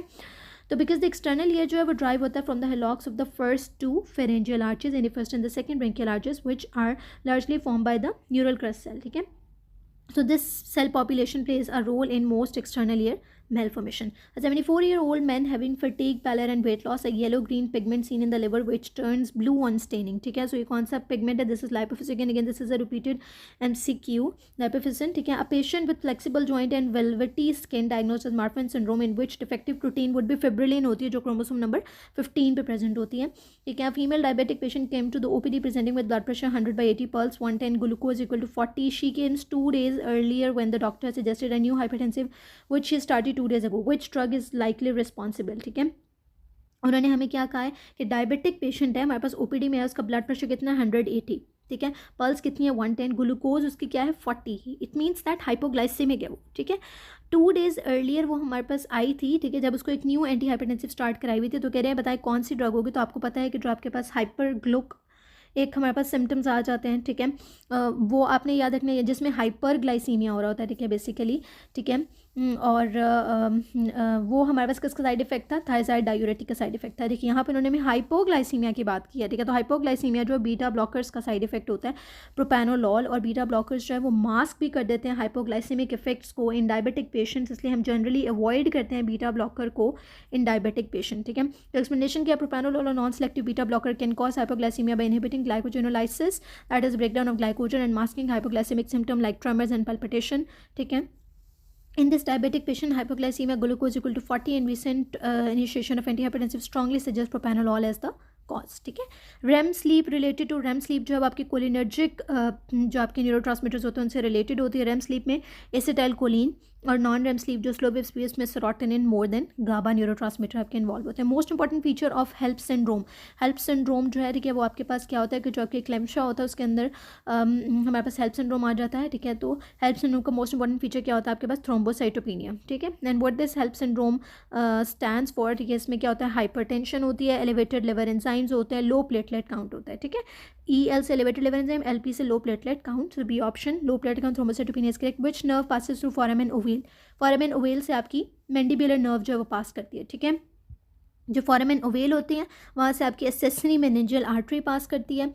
ठीक है, और फोरामेन स्पाइनोजम से मिडिल मेनिंजियल आर्टरी पास करती है. सुपीरियर ऑर्बिटल फिशर से आपकी ophthalmic branch of the trigeminal nerve V1 pass करती है. फोरामेन रोटेंडम से maxillary branch of the trigeminal nerve. Foramen ovale से mandibular division of the trigeminal nerve. ठीक है, a female presents with mild fever and painful swollen joint, she is most likely suffering from. ठीक है, तो किसे suffer करिए? Septic arthritis. ठीक है, फीवर भी है, पेनफुल स्वॉलन जॉइंट्स में है, so this is septic arthritis. जो रूमेटॉइड आर्थराइटिस होता है उसमें हमें मॉर्निंग स्टिफनेस की हिस्ट्री देंगे. ठीक है, ऑस्टियोआर्थराइटिस में भी मॉर्निंग स्टिफनेस होगा लेकिन लेस देन 30 मिनट्स. यहाँ पर 1 आवर तक जाता है, यहाँ लेस देन 30 मिनट्स के लिए लास्ट करता है. ये भी आपके डायग्नोस्टिक पॉइंट्स है. Elder patient had head injury due to fall, he can not recall past memory due to damage to past memory को अगर रिकॉल नहीं कर पा रहा it is due to damage to temporal lobe. Again this is a repeated MCQ. Most common opportunistic organism affecting HIV patient is which of the following? ठीक है, so it is Nemocystis jovicae. ठीक है, that is the A option. Jovicae. ठीक है, a patient presents with pain in the right hypochondrium that worsens over time after eating. The pain is aggravated by palpation in the right hypochondrium and the patient tend to hold their breath during palpation. ठीक है, so ये आपके पास क्या है? This is acute cholecystitis. ठीक है, सो ये हमारे पास एक्यूट कोलिसिस्टाइटिस डायग्नोसिस. और अगर इस साइन के बारे में पूछा जाए तो दिस इज़ मर्फीज साइन. ठीक है, दोनों चीज़ें आपको क्लियर होनी चाहिए. This is Murphy's sign. A 56-year-old woman presents with bone pain, diffuse demineralization of bone, hypercalcemia, anemia, hypergammaglobulinemia, proteinuria, and normal serum alkaline phosphatase. The set of finding is most suggestive of multiple myeloma की finding है जिसमें hypergammaglobulinemia मिल रहा है आपको, proteinuria यानी पेंस्टॉन्स protein जो आपके पास leak हो रही होती है इन द यूरिन, तो proteinuria मिल रहा है. serum alkaline phosphatase जो है वो बिल्कुल नॉर्मल है. So this is multiple myeloma, that is the B option. A patient present with painless penile ulcer with everted margin, if left untreated, the condition may progress to involve the central nervous system, which is the most likely diagnosis. Syphilis की बात हो रही है. ठीक है, unilateral severe episodic periorbital headache with tearing and conjunctival edema जो है these are the features of cluster headache. ठीक है, unilateral severe periorbital pain होती है. ठीक है, साथ में conjunctival edema भी हो जाता है. ठीक है, तो these are the feature of cluster headache. A mother brings her son to the clinic with complaint of barking cough. What is the most likely area affected? ठीक है, तो barking cough जो है उसमें आपके पास क्या होता है? larynx जो है वो आपका affected होता है. ठीक है, whooping cough जो है उसको, ठीक है, तो जो whooping cough होती है उसको हम pertussis भी कहते हैं and it is caused by Bordetella pertussis. ठीक है, ओके. नेक्स्ट हमारे पास आ जाता है कि अ patient presents with reduce lung volume and reduce FEV1, what type of defect is most likely. ठीक है, तो इसमें हमारे पास क्या है कि जब रिड्यूस्ड लंग वॉल्यूम है और रिड्यूस्ड FEV1 है, so this defect would be interstitial defect. अब इसकी क्या एक्सप्लेनेशन है कि अगर आप अपने क्वेश्चन को गौर से देखें तो उसमें उन्होंने हमें कहा है कि there is reduced lung volume. ठीक है, रिड्यूस्ड लंग वॉल्यूम है और साथ में हमारे पास क्या है, रिड्यूस्ड FEV1 है। ठीक है, which are the features of restrictive lung disease. ठीक है, ये रिस्ट्रिक्टिव लंग डिजीज़ का पैटर्न है। ठीक है, और रिस्ट्रिक्टिव लंग डिजीज़ के अंदर हमारे पास इंटरस्टिशियल लंग डिजीज़ आ जाती हैं। ठीक है, कॉमनली एसोसिएटेड क्या होती है, इंटरस्टिशियल लंग डिजीज़ होती हैं। ठीक है, जिसकी वजह से हम यहाँ पर चूज़ करेंगे B option, that is interstitial. ठीक है, तो उन्होंने एक्सप्लेनेशन में कहा कि reduce lung volume and FEV1 characteristic of restricting lung disease है। ठीक है, जो कॉमनली एसोसिएटेड होती है विद इंटरस्टिशियल लंग डिजीज़। ठीक है, और ये कंडीशन जो है ये इफेक्ट करती है लंग पैरेन्काइमा को, leading to fibrosis, stiffness, reduce compliance and resulting in reduce lung volume. In a patient with a gastric ulcer due to reflux, which area is most likely affected? ठीक है, so आपका जो cardia of the stomach होता है, it is most likely to be affected. Squamous cell carcinoma diagnosed in a person who came from Dubai and presented with painless hematuria. Likely organism associated with this would be Schistosoma haematobium जो है, ठीक है, वो आपके पास क्या cause करती है, painless haematuria and squamous cell carcinoma of the bladder. A patient presents with the right trans swelling located lateral and inferior to the pubic tubercle. What is the most likely diagnosis? So the most likely diagnosis would be femoral hernia, that is the C option. A patient undergoes a mastectomy during which a muscle located beneath the fascia is removed. Which movement is most likely to be affected? ठीक है, तो आपके पास इसमें हमारे पास abduction of the arm जो है वो हमारे पास मेनली इफेक्ट होगी। ठीक है, ओके, सो यहाँ पर जब उन्होंने ऑप्शन चूज़ किया है एबडक्शन ऑफ आर्म, ठीक है, तो ये बेसिकली किस मसल की बात करें, they are referring towards serratus anterior. ठीक है, वैसे अगर हम देखें तो हमारे पास क्या होता है कि जो पेक्टोरल फेशिया होता है, पेक्टोरल फेशिया के नीचे हमारे पेक्टोरलिस मसल्स भी प्रेजेंट होते हैं।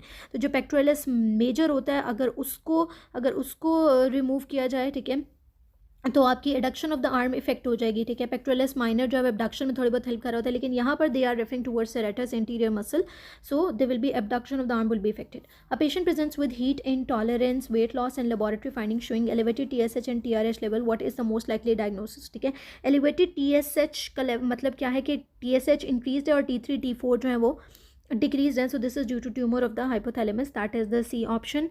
An 18 years old girl presents with history of amenorrhea, otherwise normal appearance in secondary sexual examination reveal imperforate hymen on ultrasound absent vagina and uterus. ठीक है, so this is testicular feminization syndrome. Again, this is a repeated MCQ, testicular feminization syndrome. A patient presents with flexible joint and velvety skin. Which protein abnormality is most likely associated with this condition? So this is collagen deficiency की बात हो रही है। ठीक है, तो जब हमें वो हाइपर एक्सटेंसिबल जॉइंट्स की बात करते हैं, देखिए लॉन्ग मैंडिबल की बात करते हैं, तब हम मार्फन सिंड्रोम की तरफ जाते हैं, तब हम फिब्रिलिन प्रोटीन की बात करते हैं। ठीक है, तो यहाँ पर हमारे पास जो है वो कोलेजन का डिफेक्ट हो रहा है। ठीक है, so this would be B option. A patient presents with retrosternal pain radiating to the epigastrium lasting for 3 to 4 hours accompanied by ST segment elevation on ECG but no changes in cardiac enzyme. ठीक है, अगर cardiac enzyme के अंदर कोई changes नहीं है, ठीक है, और आपको ऐसे सेगमेंट एलिवेशन मिल रही है, और जो सबसे टिपिकल पॉइंट है, ठीक है, हमारे पास डायग्नोस्टिक पॉइंट वो क्या है, रेट्रोस्टर्नल पेन है जो रेडिएट करिए टू द एपिगैस्ट्रियम।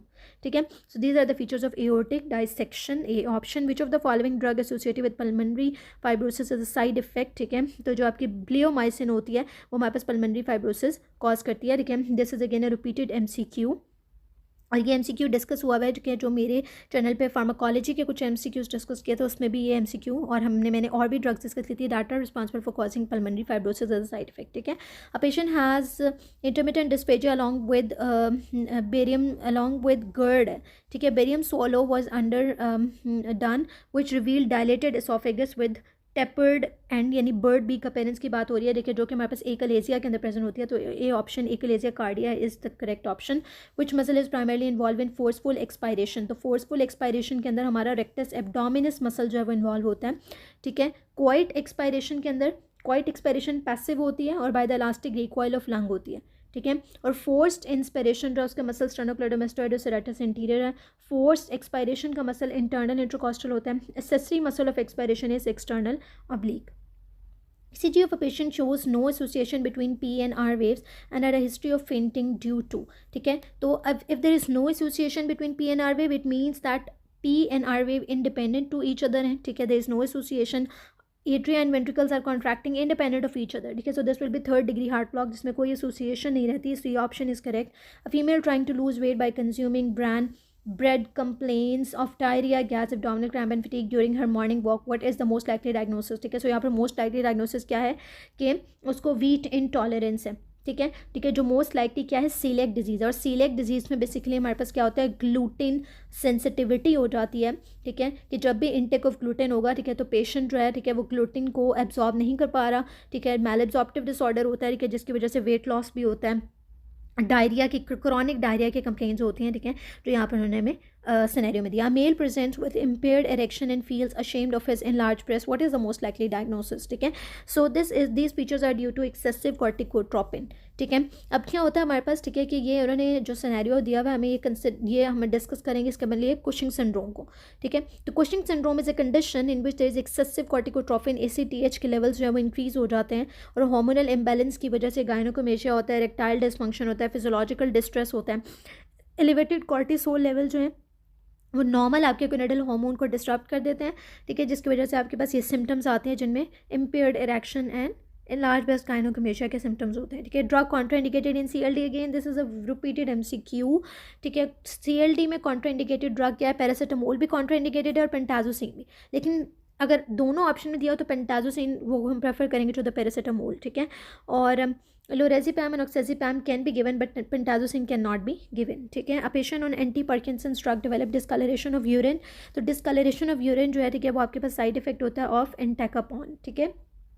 सो यहाँ पर बेसिकली क्या है हमारे पास, ठीक है, जो कि इंटैक्टमॉन है ना, ठीक है, वो आपके पास कॉम्ट इनहिबिटर होता है. कॉम्ट इनहिबिटर का क्या मतलब होता है, ठीक है, कॉम्ट इनहिबिटर होता है कैट कोल ओ मिथाइल ट्रांसफेरेज इनहिबिटर होता है कॉम्ट इनहिबिटर, ठीक है. और बेसिकली क्या होता है कि डिस्कलरेशन ऑफ यूरिन क्यों हो रहा होता है, ठीक है, बिकॉज ये वो एंजाइम होता है, ठीक है, जो ब्रेक डाउन करता है लिवोडोपा को, और लिवोडोपा की बायो अवेलेबिलिटी को इंक्रीज़ करता है, ठीक है. और डोपामीन मेटाबोलाइट्स जो यूरिन के अंदर आ रहे होते हैं उसकी वजह से डिस्कलरेशन हो रही होती है, ठीक है.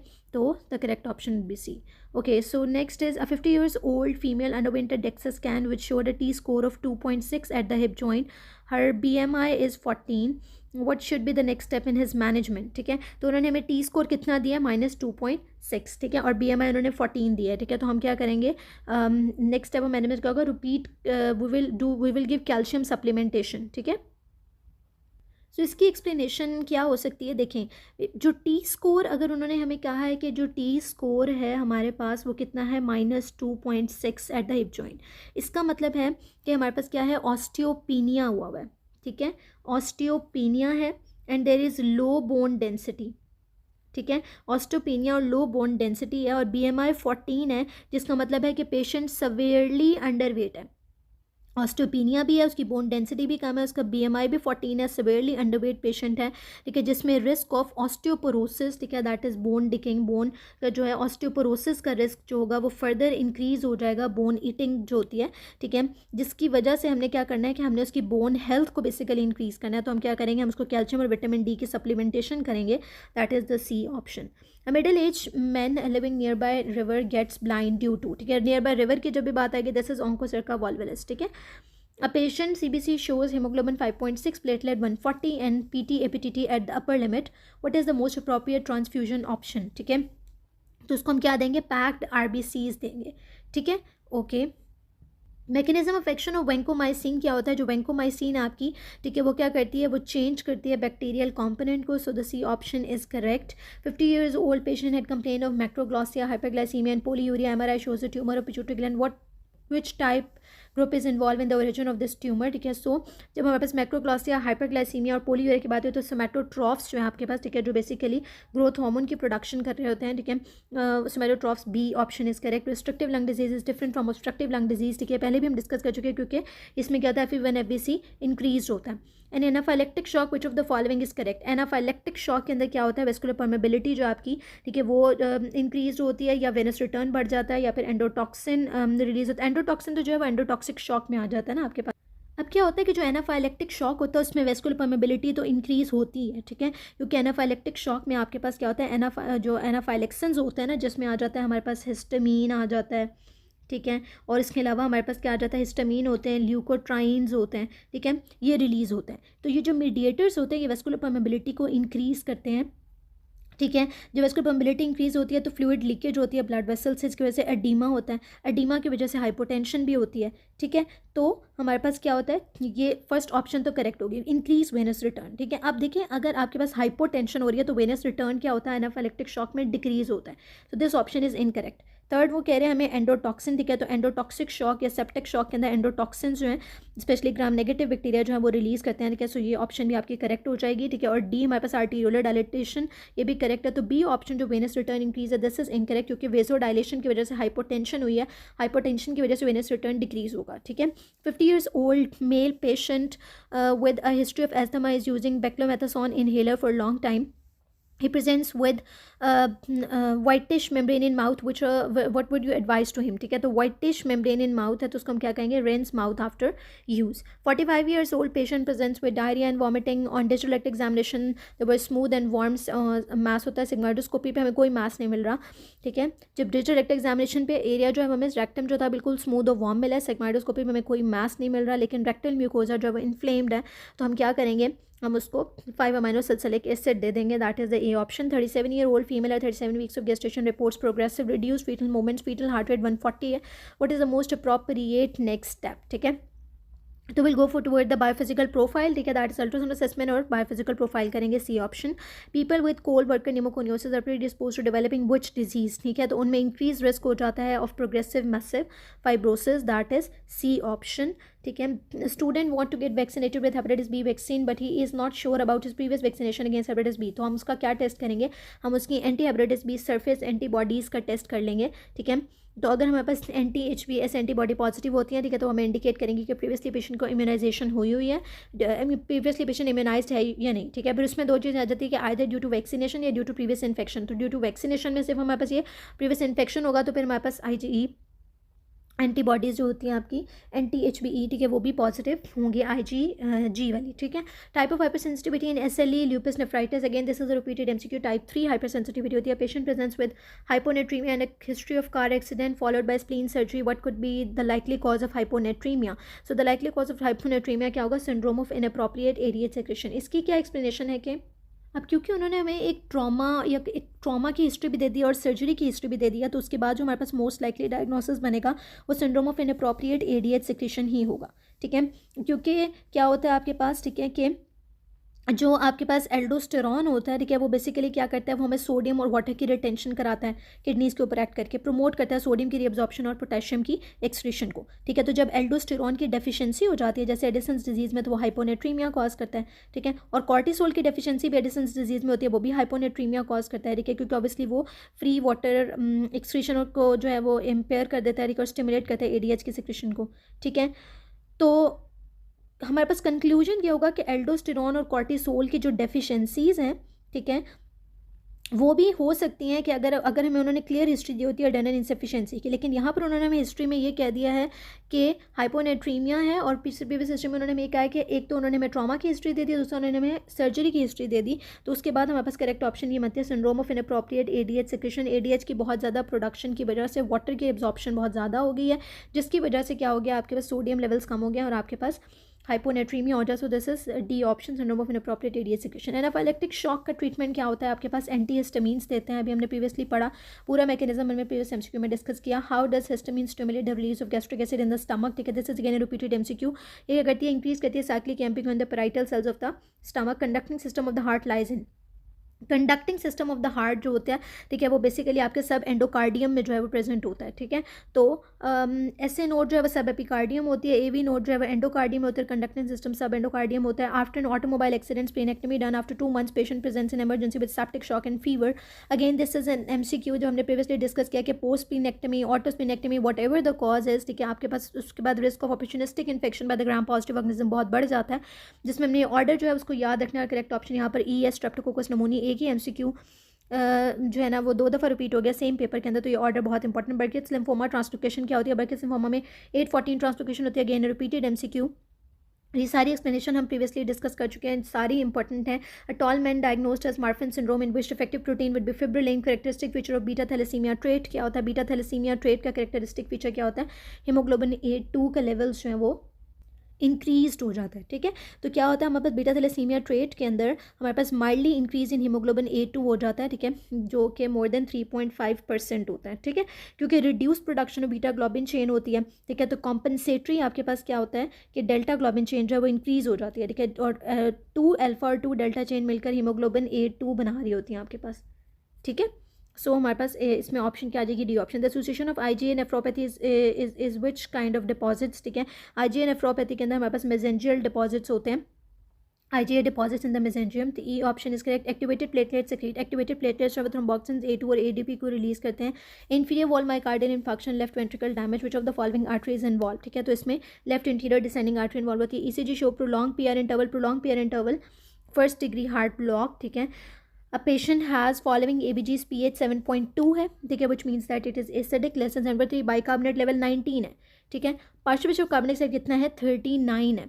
ठीक है, तो अब हमें ये पता चल रहा है 7.2 से कि दिस इज एसिडोसिस. ठीक है, अब हमने ये देखना है कि whether it is metabolic acidosis और this is respiratory acidosis. Respiratory acidosis में पार्शियल कार्बनिक डाइऑक्साइड इंक्रीज होता है, जबकि यहाँ पर पार्शियल कार्बनिक डाइऑक्साइड 39 है. This is not increase. ठीक है, जबकि मेटाबॉलिक एसिडोसिस के अंदर क्या होता है? बाइकार्बोनेट लाइंस का लेवल कम होता है. तो यहाँ पर बाइकार्बोनेट का लेवल कम हुआ है, 19 हुआ है. So the correct option would B D, that is metabolic acidosis. ठीक है, next MCQ. Patient with ABG reveals pH कितनी है इसकी? 7.5 I guess 5.4.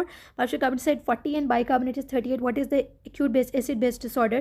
अब इसमें pH 7.5 इंडिकेट करे दिस इज अल्कलोसिस. ठीक है, कार्बनिक साइड का देखें, पार्शियल प्रेशर कितना? 40 है. This is not decreased. ठीक है, और बाइकार्बोनेट हमारे पास बहुत ज़्यादा इंक्रीज है. It means that it is metabolic alkalosis. E option. Embolus is one in one of the branch of pulmonary artery जो है वो क्या कॉज करेगी?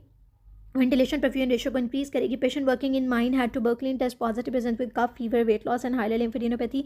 विच of the following should be the reason behind these finding. ठीक है, this is silicosis. ठीक है, ए option is correct. 15 years old child came in OPD with complaint of dyspnea and cough along with wheezing and whistling sound. He is completing sentences in one breath. His vitals क्या है? उसकी heart rate उसका more than 110 है. Respiratory rate उसका 30 है. Examination auscultation chest is silent. What is the most probable diagnosis. ठीक है, अब इसमें पहले तो आप क्लिनिकल फीचर्स देखें ना. ठीक है, जो कि उन्होंने हमें बताए हैं. ठीक है, अब उन्होंने हमें कहा है कि पेशेंट चाइल्ड है, complain of dyspnoea and cough, wheezing and whistling sounds asthma की तरफ लेके जा रही हैं. ठीक है, और वो अपने वन ब्रेथ में अपना पूरा सेंटेंस पूरा नहीं कर सकते, मतलब सवेयर एस्थमा का अटैक उसको हुआ है. ठीक है, और उन्होंने हमें वाइटल्स में हार्ट रेट 110, रेस्पिरेटरी रेट 30 है, हाइड्रेनेटिक किपनी का पेशेंट ऑस्कल्टेशन में chest is silent. So this is bronchial asthma, that is the C option. So the next MCQ is a 40 years old male with a history of ulcerative colitis is now presenting with exacerbation of GIT symptom. Which of the following can be used to assess the severity of exacerbation? ठीक है, अब इसमें क्या चीज़ है कि अगर हम देखें तो उन्होंने हमें हिस्ट्री दी है अल्सरेटिव कोलाइटिस की. ठीक है, इसमें जो हमारे पास ऑप्शंस दी हुई हैं, ठीक है, उसमें सबसे पहली ऑप्शन जो हमारे पास है, ठीक है, वो है एरिथेमा नोडोसम, फिर है anaemia, then there is dose of sulfasalazine जिसको यहाँ पर उन्होंने सेलेजोपायरीन लिखा है. ठीक है, एनकालोजिंग स्पॉन्डिलाइटिस दिया है और डिस्प्लेसिया ऑन कोलोनोस्कोपी. अब ये वाला जो MCQ है इसके ऊपर मैं थोड़ी सी कंफ्यूज थी. ठीक है, ऑप्शंस के अंदर, लेकिन यहाँ पर जो की दी हुई है, ठीक है, वो डी है एनकाइलोजिंग स्पॉन्डिलाइटिस. ठीक है, लेकिन अगर आप एनकाइलोजिंग स्पॉन्डिलाइटिस को भी पढ़ें, ठीक है, तो आपको पता चलेगा कि एनकाइलोजिंग स्पॉन्डिलाइटिस जो है, ठीक है, ये मोर कॉमनली एसोसिएटेड होती है विद इन्फ्लेमेटरी बावल डिजीज़. ठीक है, इंक्लूडिंग अल्सरेटिव कोलाइटिस. ठीक है, लेकिन ये डायरेक्टली जो है ये असेस नहीं करती severity of exacerbation of ulcerative colitis को. ठीक है, इसके मुकाबले में अगर हम देखें डोज ऑफ सल्फापेराजीन, ठीक है, ऑब्वियसली ये डोज ऑफ सल्फासेलेजीन जो है, ठीक है, ये भी आपके पास सिवियरिटी के लिए हम यूज़ नहीं कर सकते. ठीक है, बिकॉज ये तो आपके पास एक ट्रीटमेंट प्लान आ जाता है, ट्रीटमेंट मॉडिफिकेशन के अंदर यूज़ होता है, तो ये ऑप्शन भी नहीं होगा. ठीक है, जो डिस्प्लेसिया ऑन कोलोनोस्कोपी है ये हमें ये बताता है कि whether there is a risk of malignancy या कितना रिस्क ऑफ मैलिग्नेंसी है. ठीक है, इससे भी हम सेवेरिटी ऑफ एक्यूट एक्सेसरबेशन जो है, ठीक है, उसका पता नहीं लगा सकते. ठीक है, तो सी और ई ऑप्शन तो बिल्कुल गलत है. ठीक है, रह गया पीछे आपके पास बी ऑप्शन. ठीक है, दैट इज़ एनीमिया. ठीक है, अब एनीमिया जो है it can occur in ulcerative colitis. ठीक है, क्योंकि अल्सरेटिव कोलाइटिस में क्या होता है, कोलॉन की इन्फ्लेमेशन हुई होती है, तो वहाँ पे ब्लड लॉस हुआ रहा होता है, आयरन डेफिशिएंसी हो रही होती है. ठीक है, तो it can be an indicator of severity of the disease. ठीक है, तो मैं इन दोनों ऑप्शंस में कंफ्यूज थी about anaemia and ankylosing spondylitis. ठीक है, पर इसका इरेटा आएगा, ठीक है, तो उसमें मजीद ये क्लियर हो जाएगा. MCQ. ठीक है। The deficiency seen in Plummer Vinson syndrome is which of these, ठीक है। Deficiency in Plummer Vinson syndrome, Plummer Vinson syndrome के अंदर बेसिकली क्या होता है, एसोफेजियल वेब्स बन जाते हैं, इसकी वजह से आयरन डेफिशिएंसी एनीमिया जो है वो कॉमन होता है, तो आयरन की deficiency E option. Young medical student holding 3 books want to hold 4th book from library, upon holding the 4th book she drop all the book, this is most likely due to, so this is due to inverse stretch reflex, ठीक है। अब इसमें हमारे पास क्या होता है कि जो हमारा स्ट्रेच रिफ्लेक्स होता है वो मायोटेक्टिक रिफ्लेक्स होता है, मोनोसिनेप्टिक होता है। इन्वर्स स्ट्रेच रिफ्लेक्स जो होता है उसको हम गोल्जी टाइनर रिफ्लेक्स भी कहते हैं, इट इज डायसिनेप्टिक, और फ्लेक्सर विड्रॉल रिफ्लेक्स जो है वो मल्टी सिनेप्टिक रिफ्लेक्स होता है, ठीक है। A young girl is admitted to the medical ward with complaints of cough and yellow sputum. She is diagnosed with lobar pneumonia. Which of the following organism is most commonly involved? ठीक है, तो lobar नमूनिया का जो most common organism होता है वो आपके पास क्या होता है, स्ट्रेप्टोकोकस नमूनी होता है, ठीक है। Drug use to treat opioid dependence, opioid dependence को ट्रीट करने के लिए हम क्या यूज़ करते हैं, मेथाडोन को, ठीक है। Erythropoiesis in embryonic life occurs mainly in, erythropoiesis जो है आपके लिवर के अंदर होती है। A patient of ischaemic heart disease with high blood pressure, how to control blood pressure intra operatively, तो इंट्रा ऑपरेटिवली ब्लड प्रेशर को हम किस तरह से कंट्रोल करते हैं, इंट्रा ऑपरेटिवली ब्लड प्रेशर को हम कंट्रोल करेंगे by IV nitroglycerine, that is the C option. तो जो आपकी नाइट्रोग्लिसरीन होती है उसको हम यूज़ करते हैं, ठीक है, इस्केमिक हार्ट डिजीज़ के पेशेंट के अंदर अगर ब्लड प्रेशर इंक्रीज होता है इंट्राऑपरेटिवली, ठीक है। So the best option would be C। Patient is having cholestatic jaundice, cause of increase CT is, ठीक है, तो this is due to increase fat in the stool, ठीक है। फैट कंटेंट जो है वो इंक्रीज हो गया कोलेस्टेटिक जॉन्डिस के अंदर, ठीक है। Non neoplastic cause of ascites due to visceral organ, ठीक है, विजरल ऑर्गन के अंदर जो है सिरोसिस जो है it is the most common non neoplastic cause of ascites. Diabetic patient having red worm ulceration, inflammatory markers migrate from, again this is a repeated MCQ, post capillary venules जो होते हैं वहाँ से इन्फ्लेमेटरी मार्कर जो है वो transmit होते हैं। Man presents with pain radiating from the nose to the inferior orbital and temporal region, which nerve is most likely involve, ठीक है, तो इसमें हमारे पास maxillary division of the trigeminal nerve जो है it is most likely involve. Person drink 600 ml of the fluid, how much will be in the plasma, ठीक है। अब उसने 600 ml फ्लूइड जो है, ठीक है, उसका इंटेक किया, वो कह रहे कितना फ्लूइड जो है वो आपके प्लाज्मा में प्रेजेंट होगा, ठीक है। इसको हम किस तरह से निकालेंगे यहाँ पर, this explanation is very important. हमारी जो टोटल बॉडी वाटर होता है वो 60% ऑफ द बॉडी वेट होता है, ठीक है।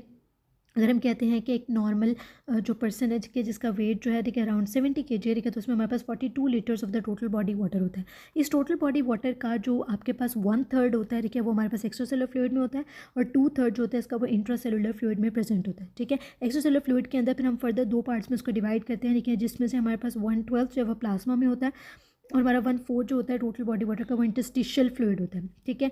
अब अगर उन्होंने हमें कहा कि उसने टोटल बॉडी वाटर जो है वो 600 ml इनटेक किया है, तो प्लाज्मा में इसका 1/12 होगा, ठीक है। तो amount of water in the plasma क्या होगा कि प्लाज्मा वाटर को निकालने के लिए हम 1/12 को मल्टीप्लाई कर देंगे 600 से, तो हमारे पास क्या आ जाएगा, ये कटिंग होगी, ठीक है, तो हमारे पास 50 ml would be the answer. तो 50 ml टोटल वाटर जो है वो हमारे पास प्लाज्मा के अंदर डिस्ट्रीब्यूटेड होगा। अब 12-year-old child presents in OPD with complain of photo sensitivity on exposure to sunlight, upon investigation increase uroporphyrin in urine, faeces and RBCs, ठीक है। So this is again an important MCQ, ठीक है, और ये repeat हो चुका है, ठीक है। पहले वो हमसे ये पूछते थे कि आप हमसे ये भी पूछ सकते हैं इंजाइम डेफिशिएंट कौन सा हो सकता है, ठीक है, यूरिन के अंदर हमें क्या कंटेंट मिल सकता है, ठीक है, और अगर डिजीज़ कंडीशन पूछा जाए तो this is congenital erythropoietic porphyria. Respiratory zone where gaseous exchange occurs includes, ठीक है, तो रेस्पिरेटरी जोन जो होता है, ठीक है, आपका पास वो हमारे पास क्या होता है कि वो एरिया होता है, ठीक है, जो कि हमारे पास जहाँ सारी रेस्पिरेशन हो रही होती है, ठीक है। तो ये क्या करता है, जो रेस्पिरेटरी जोन होता है, ठीक है, वो आपका एक्सटेंड करता है बियॉन्ड टर्मिनल ब्रोंक्यूल्स, ठीक है, यानी जो आपके पास टर्मिनल ब्रोंक्यूल्स होती है वहाँ तक हमारा जो है वो कंडक्टिंग जोन होता है। 2 जोन्स होते हैं, हमने लंग्स को पूरे आपके रेस्पिरेटरी जोन को 2 जोन्स में डिवाइड किया, तो ऊपर वाला कंडक्टिंग जोन होता है, जो नीचे वाला जहाँ पर एक्सचेंज ऑफ गैसेज हो रहा होता है वो रेस्पिरेटरी जोन होता है, ठीक है। तो ए ऑप्शन जो है वो करेक्ट ऑप्शन होगा। Boy while playing damaged meniscus, what will happen, ठीक है, तो इसमें हमारे पास क्या होगा, लॉकिंग ऑफ नी, ठीक है। Okay, a patient with progressive increase disease requires an increasing high pressure to fill the same volume of lung, how would it affect the lung compliance, ठीक है। तो अब इसमें हमारे पास क्या होता है, so the correct option would B it would decrease, ठीक है। अब इसकी क्या रीज़न होती है, बेसिकली हमारे पास अगर हम रिकॉल करें तो लंग कंप्लायंस क्या होता है, पहले तो हमें ये पता होना चाहिए इस MCQ को सॉल्व करने के लिए कि what is lung compliance. Lung compliance क्या होती है, it is basically ability of the lungs to expand, जब वो एक्सपैंड करते हैं they fill with air in response to a given pressure, ठीक है, कि लंग्स किस तरह से एक्सपैंड करते हैं और फिर वो एयर से फिल होते हैं, ठीक है। अगर आपके पास प्रेशर हायर प्रेशर आपको चाहिए, ठीक है, सेम वो लंग वॉल्यूम को अचीव करने के लिए, इसका मतलब है कि लंग्स जो हैं, ठीक है, वो ज़्यादा स्टिफ हो गए हैं, ठीक है, वो उतनी अच्छी तरह एक्सपैंड नहीं कर रहे, मैं इसको रिपीट करती हूँ कि अगर हमें हायर प्रेशर चाहिए to achieve the same volume, ठीक है, it means that lungs stiff हो गए हैं, ठीक है, और वो ईजीली एक्सपैंड नहीं करें, ठीक है। सो यहाँ तक तो हमारी बात क्लियर हो गई कि हमारे जो लंग्स हैं, ठीक है, अगर हमें उसको, अगर हमारे पास सेम वॉल्यूम ऑफ लंग को फिल करने के लिए हमें हाई प्रेशर चाहिए, इसका मतलब हमारा लंग जो है वो स्टिफ हो गया, ठीक है, और जितनी ज़्यादा लंग स्टिफनेस होगी उतनी ज़्यादा लंग कंप्लायंस डिक्रीज़ हो जाएगी, ठीक है। तो the correct answer would be there will be a decrease in the compliance of the lungs, ठीक है। तो याद रखनी है आपने ये वाली बात, ठीक है, कि इफ़ हायर प्रेशर्स, मैं यहाँ लिख भी देती हूँ कि if higher pressures are required to fill the same volume of lungs, ठीक है, it means that lungs have become stiff, ठीक है, it means that there is increase stiffness of lungs, ठीक है, and if there is increase stiffness of the lungs have become more stiffer, there will be difficulty, yeah, the lungs are less able to expand, ठीक है, which is a characteristic feature of pulmonary fibrosis वगैरह के अंदर हमें मिलता है, restrictive lung diseases के अंदर, ठीक है, तो there will be decrease in compliance, ठीक है। So the correct option would be C, that is decrease compliance. I hope ये आपको क्लियर होगा। Next MCQ, men with diabetic ketoacidosis ketones in urine what will be diagnostic, ठीक है। तो diagnostic हमारे पास क्या होगा, इंक्रीज ब्लड ग्लूकोज लेवल होगा, ठीक है, हाइपरग्लाइसीमिया होगा, इंक्रीज ब्लड ग्लूकोज लेवल होगा, और कीटोन यूरिया होगा, increase ketone in the urine. C option is correct.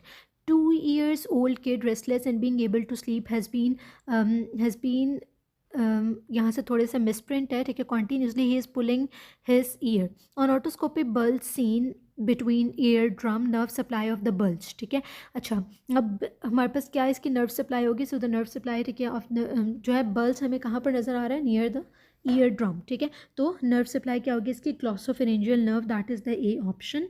A patient receiving multiple transfusion with raised ferritin levels receiving chelating therapy but not compliant. What could be the cause of his mortality? ठीक है, so the cause of mortality can be liver disease and liver cirrhosis. That is the A option. ठीक है।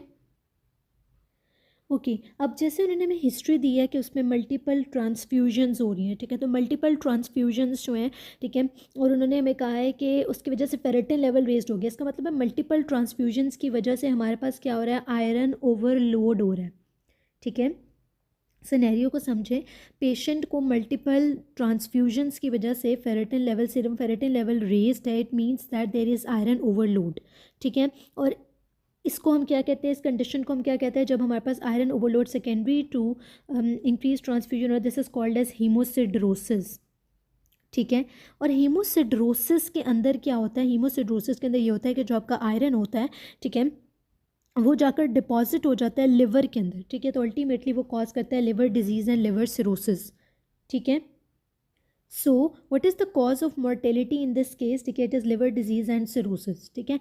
तो अगर हम, ये paper थोड़ा सा कंफ्यूजिंग पेपर था, ठीक है, और इसमें इस एमसीक्यू में भी थोड़ी सी कंफ्यूजन आ जाती है क्योंकि मल्टीपल ट्रांसफ्यूजन की जो हिस्ट्री उन्होंने दे दी, रेस्ट फेरेटिन लेवल की हिस्ट्री देती, फिर उनका चिलेटिंग थेरेपी को वो रिस्पॉन्ड नहीं करा क्योंकि वो नॉन कंप्लायंट था, ठीक है। तो कॉज ऑफ मोर्टेलिटी तो आप हीमोसिड्रोसिस भी सोच सकते हैं, और देन आपके जहन फ़ौरन आपके जहन में हीमोसिड्रोसिस का आता है, लेकिन अगर आप डीपली चाहें, ठीक है, तो कॉज ऑफ मोर्टेलिटी उन्होंने पूछा तो it will be liver disease and cirrhosis, ठीक है। The drug which is excreted without significant biotransformation in the body is streptomycin. Again a repeated MCQ. Drug to drug interaction occurs with, drug to drug interaction जो होता है वो both pharmacodynamic and pharmacokinetic के अंदर होता है. Which one of the following inhibits FSH? ठीक है, FSH को inhibit कौन करता है, testes जो है वो आपके FSH को inhibit करती हैं, ठीक है।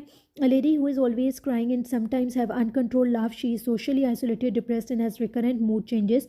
So the defect lies in the defect किस में होगा इसके अंदर, the defect lies in, that is Pepper's circuit. E option जो है वो हमारे पास करेक्ट ऑप्शन है, ठीक है। सो बेसिकली इस पेपिस सर्किट जो होता है, ठीक है, इसके अंदर क्या होता है कि जब इसका डिफेक्ट होता है तो हमारे पास सिग्निफिकेंट इम्पेयरमेंट हो जाती है इन इमोशनल, ठीक है, एंड मेमोरी प्रोसेसिंग, ठीक है, इमोशनल डिस्टर्बेंस भी हो जाती है और मेमोरी प्रोसेसिंग जो होती है उसके अंदर भी हमारे पास, ठीक है, जो है ना वो डिफेक्ट आ जाता है, ठीक है। तो क्योंकि जो पेपिस सर्किट होते हैं उसके अंदर जो कंपोनेंट्स होते हैं उसमें हिप्पोकैम्पस होता है जो आपकी मेमोरी प्रोड्यूस कर रहा होता है, fornix, mammillary body, cingulate gyrus, ठीक है, पैरा हिप्पोकैम्पल गायरस, ये सारे उसमें आ जाते हैं, तो उसमें मेमोरी इम्पेयरमेंट भी हो जाएगी, ठीक है। उसके अलावा क्या हो जाता है इसके अंदर, इमोशनल डिसरेगुलेशन हो जाती है, ठीक है, इनअप्रोप्रिएट लाफ्टर्स और क्राइंग, ठीक है, ये आपने याद रखना है। जैसे इन्होंने यहाँ हमें कहा है कि अनकंट्रोल लाफ्टर्स है आफ्टर क्राइंग, ठीक है। So this goes towards E option. A patient whose perineal surgery is going on, patient is in Trendelenburg position, what will increase, ठीक है, तो उसकी लंग कंप्लायंस जो है वो इंक्रीज हो जाएगी। इंक्यूबर बेसिस syndrome, which part of the brain is affected, ठीक है, तो इसके अंदर हमारे पास एमिगडाला का इफेक्ट, एमिगडाला जो है वो इफेक्ट होता है, ठीक है। A newborn was present with oesophageal atresia, which of the following is most characteristic symptom, तो regurgitation of the first food जो है, ठीक है, आपके पास कैरेक्टरिस्टिक सिम्टम होता है ऑफ द एसोफेजियल एट्रीजिया। एट्रीजिया होता है नर्विंग या फिर आप कह सकते हैं, ठीक है, ब्लॉकेड हुई होती है, ठीक है, lower part of the oesophagus की। तो अगर एसोफेजियल एट्रीजिया होगा तो आपके पास क्या होगा कि regurgitation of the first feed, ठीक है। सो बेसिकली ये कंजेनिटल एनामली है एसोफेजियल एट्रीजिया, जिसमें एसोफेगस जो है, ठीक है, वो आपकी प्रॉपर्ली डेवलप नहीं होती, ठीक है, तो एक कॉन्टीन्यूस पैसेज नहीं बनता, बल्कि एंड जो एसोफेगस होती है वो एक ब्लाइंड पाउच के तौर पे एक जो है ना वो एंड हो रही होती है, ठीक है, जो ऑब्वियसली अगर वो प्रॉपर्ली बनेगी नहीं तो ये बेसिकली फूड पाइप है जिसने आपके माउथ को आपके स्टमक से कनेक्ट करना है, तो फूड माउथ से स्टमक तक नहीं जाएगी, ठीक है, जिसकी वजह से क्या होगा, regurgitation of first feed. A option is correct. Histology slide show double layer of cuboidal epithelium on the basement membrane, which is characteristic of which of the following, ठीक है, so it is the characteristic feature of ducts of the salivary gland, ठीक है। Tumor should suppress which of the following to escape from the body's immunity, that is MCH1, ठीक है। So basically इसका answer MCH1 क्यों है, क्योंकि जो आपके जो मेजर हिस्टोकम्पैटिबिलिटी कॉम्प्लेक्स 1 होता है ना, ठीक है, MHC क्लास 1, ये आपके पास प्रेजेंट होता है ऑलमोस्ट ऑल न्यूक्लिएटेड सेल्स के ऊपर जो है ये प्रेजेंट होता है। ये सारे पॉइंट इंपॉर्टेंट है जो मैं भी आपको बताऊंगी, ठीक है। MHC क्लास 1 जो मॉलिक्यूल्स हैं, ठीक है, ये आपके ऑल न्यूक्लिएटेड सेल्स के ऊपर प्रेजेंट होते हैं, और ये करते क्या हैं, ये आपके पास इंट्रा सेलुलर एंटीजेंस जो है ना उनको प्रेजेंट करते हैं, ठीक है। ये क्या करते हैं, इंट्रा सेलुलर एंटीजेंस जो होते हैं उनको प्रेजेंट करते हैं, जिसके अंदर हमारे पास ट्यूमर एंटीजेंस भी प्रेजेंट होती हैं, ठीक है, इंक्लूडिंग द ट्यूमर एंटीजेंस, ठीक है। किसको प्रेजेंट करते हैं, CD8 जो आपके साइटोटॉक्सिक टी सेल्स होते हैं उनको प्रेजेंट करती हैं, ठीक है। तो जो ट्यूमर्स होते हैं वो डाउन रेगुलेट करते हैं या सप्रेस करते हैं MHC क्लास 1 मॉलिक्यूल को, ठीक है, जो उनको डिस्ट्रॉय कर देते हैं, जिसकी वजह से उनकी रिकग्नाइजेशन नहीं होती, ठीक है, और प्रेजेंट नहीं होते to the CD8 T cells, ठीक है, और वो इम्यून सर्वेलेंस को स्केप कर देते हैं। तो A option is correct. The most effective concentration of alcohol diluted in water for disinfection would be 70 to 80%। Again this type of MCQs are rectify MCQs. I hope all the MCQs will be clear. If you want any clarification regarding any MCQ, or you find any mistake, or you have any query, you can ask in the comment section. You can correct the mistake in the comment section. Do like, share and subscribe, and inshallah from now onwards daily we will do one paper so that we can complete this series before the February attempt. Thank you very much.